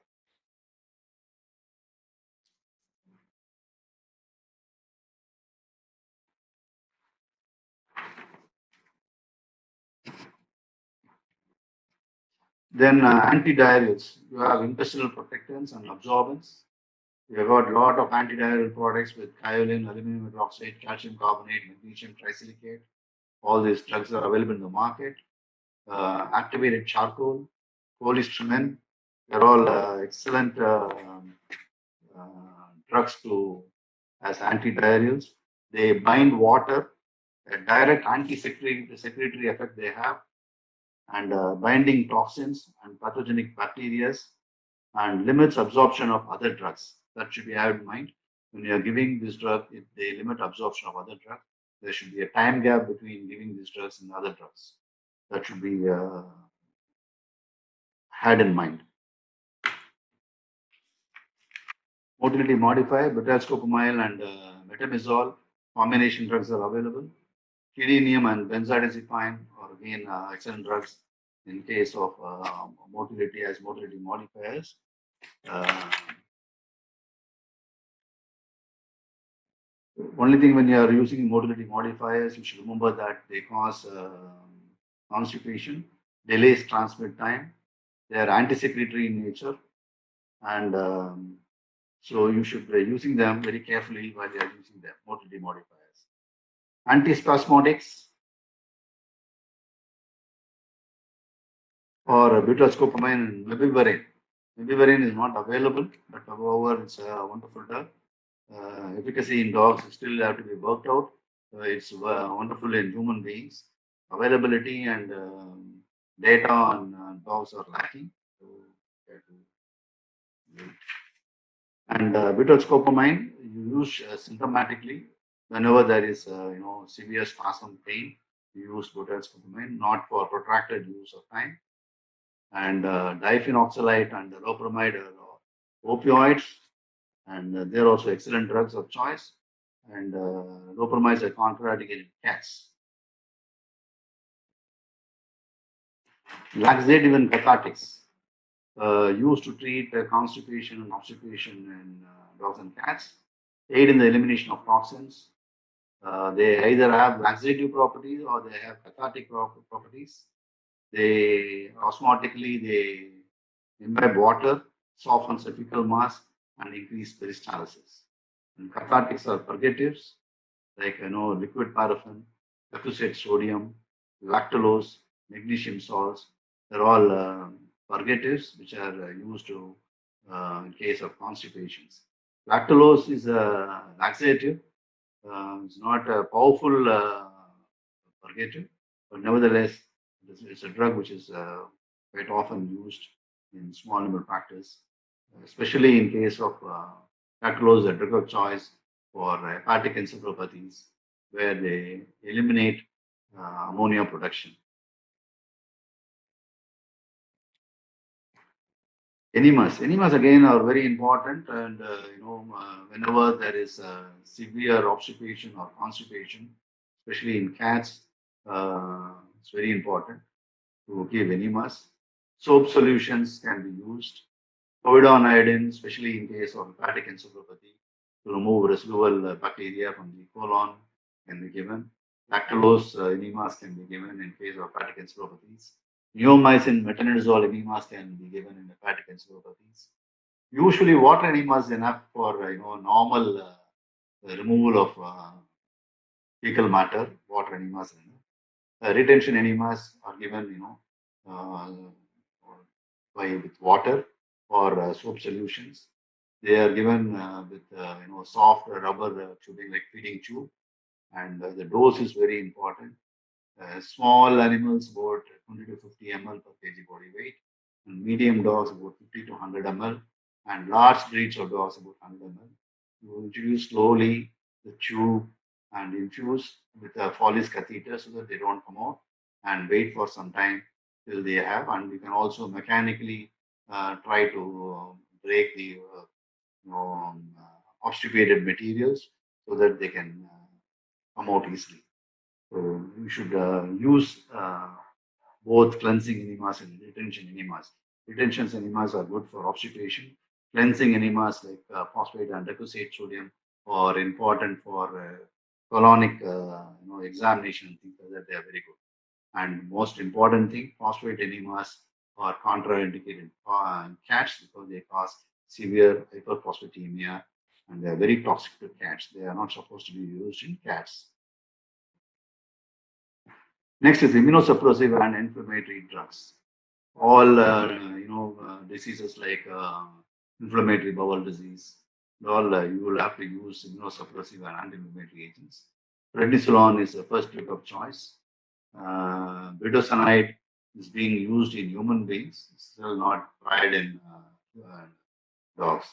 Azothioprine is an excellent drug. It's a steroid-sparing drug. When prednisolone alone is not able to solve the problem, then you reduce the dose of prednisolone, because prednisolone you start at the rate of 1 to 2 milligram per kg body weight and reduce to 0.5 milligram once per day. The minimal dose which has anti-inflammatory effect, you should stop with this one. And with that dose, if you are not able to get an anti-inflammatory effect, then you should add azathioprine as a steroid-sparing drug. And azathioprine, it takes about 2 to 4 weeks to be fully active, and therefore, you should know that action takes late. Withdrawal may result in relapse when you're using azathioprine, and azathioprine is not indicated in cats.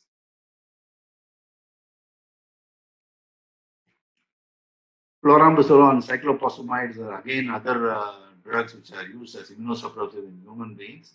They can be add-ons to prednisolone in dogs and cats.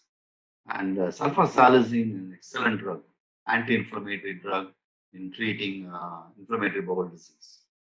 And olzarrazine is again excellent for IBDs. And the advantage of olzarrazine is half the dose of sulfasalazine, and it does not have the effect of keratoconjunctivitis sicca, which sulfasalazine has got. So that has to be borne in mind while you're using sulfasalazine. Cyclosporin, you should remember that cyclosporin is an excellent drug of choice for anal furunculosis. It's again an immunosuppressive drug which is used for in dogs for anal furunculosis. Then mycophenolate mofetil is used for focal myasthenia gravis in dogs. And tacrolimus is excellent for anal furunculosis topically. And tacrolimus should never be given orally for pets. It's toxic to pets. So it's available in human as tablets as well as sprays and creams. But you cannot use tacrolimus tablets, which is available. So it's used basically for anal furunculosis. Pentoxifylline is a mood modifying drug. It's an excellent drug of choice for inflammatory bowel disease. Next, nutrition supplement. So you have digestive enzyme, you have got pancreatic enzymes which are used in exocrine pancreatic insufficiency. So then medium chain triglycerides are excellent nutrition supplement for halothorax and lymphangectasia. They are excellent drugs. Then prebiotics. Prebiotics are substances which ferment and aid in the development of colonic bacteria. Their use is often questionable, but nevertheless prebiotics can be always tried. You have fructo-oligosaccharides, FOSS, and you have mono-oligosaccharides, it's called MOSS. Both are prebiotics which are used in small animal practice. And probiotics, again, they decrease the intestinal permeability. Their mucosal immune response is improved. Therefore, they are useful. But the one which are available in humans, they may not be the right ones to use in veterinary practice, because organisms or species are different. Therefore, if you have canine-specific probiotics, they will be much useful in diabetic patients. Vitamins, B12, folic acid, and fat-soluble vitamins, again, are excellent nutrition supplement. I told you about the vitamin B12. Any cat which is having diarrhea, they respond very well to vitamin B12, cobalamin. Folic acid, whenever they have SIBO, folic acid should be replaced. Fat-soluble vitamins, whenever there is hepatic disease, you should use fat-soluble vitamins. Supplement them because it's available only in the liver, therefore you should supplement them. Then supplements for liver disease, ursodeoxycholic acid. It's a drug used in case of cholangitis, where it increases the bile flow, and it has other principles where it helps aiding in the clearance of toxic bile acids while helping the bile acid flow. Also, dichloric acid is a drug of choice in cholangiohepatitis. Antifibrotic drugs, whenever you suspect liver fibrosis, you can use prednisolone, D-penicillamine, and colchicine. And colchicine is a drug used in plant pathologies for mitosis. They suppress dividing cells. Therefore, colchicine it's a parental drug. It can be used in liver diseases. And decoppering agents. Zinc salts are excellent drugs for chelating copper. D-penicillamine again is a good drug of choice for chelating copper. Trinidine is a drug of choice for copper diseases.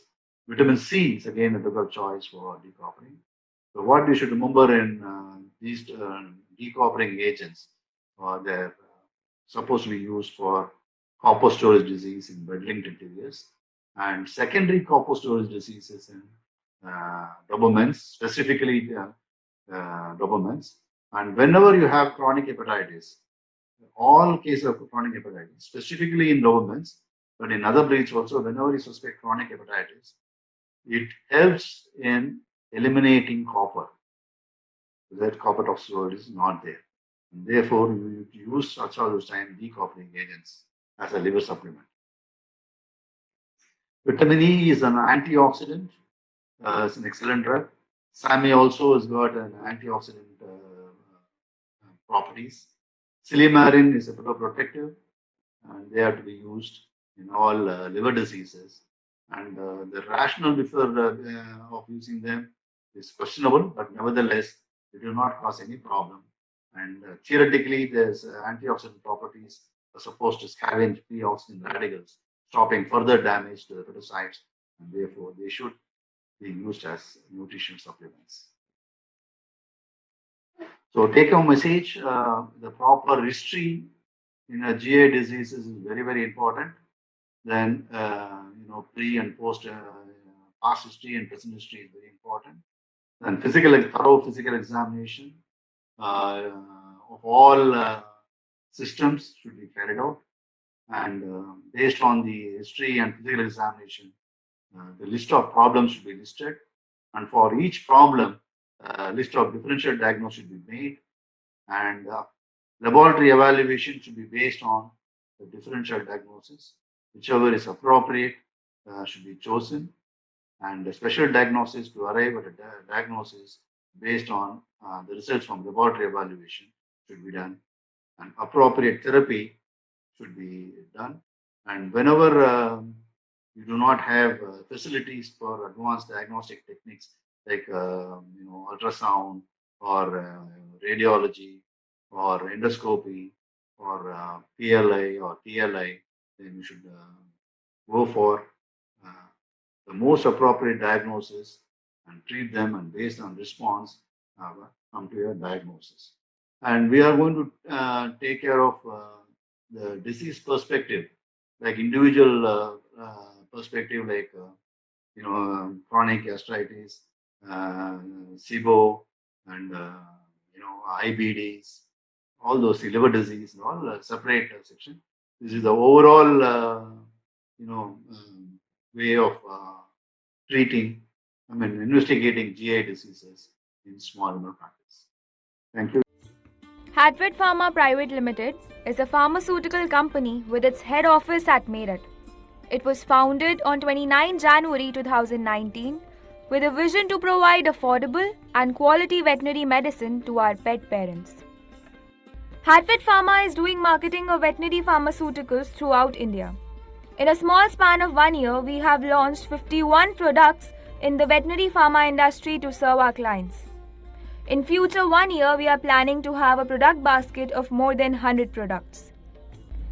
Hatvet is different from other veterinary pharma companies as we don't have distribution channel. We understand the latest needs of market, and for this reason we have adapted to online module of selling our drugs to field practitioners. We are serving our clients by providing the required medicines at their doorstep, without any middleman.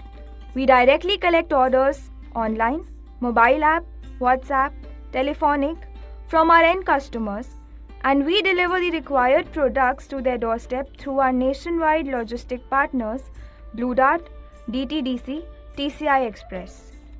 We are happy to announce that in our client list, most of the leading pet practitioners of India are included. To assure the unbreakable faith of our clients in our company products, we look after the quality of products, starting from selecting the raw material for our final products, aseptic precautions during manufacturing, and proper storage of finished products till supply to the end customers to ensure quality of products. We are happy to share that Hatvet PHARMA has been recognized at various business platforms. Recently, an article on Hatvet PHARMA has been published in the leading business magazine Business Connect. One more milestone in the success story for Hatvet PHARMA is that the managing director of the company, Dr. Rajneesh Tyagi, has been awarded Young Asian Entrepreneurs Award at Bangkok, Thailand on 7 February 2020. Our vision states Hatvet PHARMA to be a commercially viable leading veterinary pharmaceutical company in providing quality products affordable to various sections of the pet owners society. Our endeavor is to be a front runner in innovation and quality in the veterinary pharma industry. We see a very bright future for our company as we are working in pet industry, which itself is growing at a higher rate, approximate growth of 20% annually. We are regularly working on the knowing of needs of our customers to serve them in a better way. We value your support to Hatvet PHARMA and are very thankful to all of you. We look forward for a very strong and long business association between veterinarians and Hatvet PHARMA. Thank you.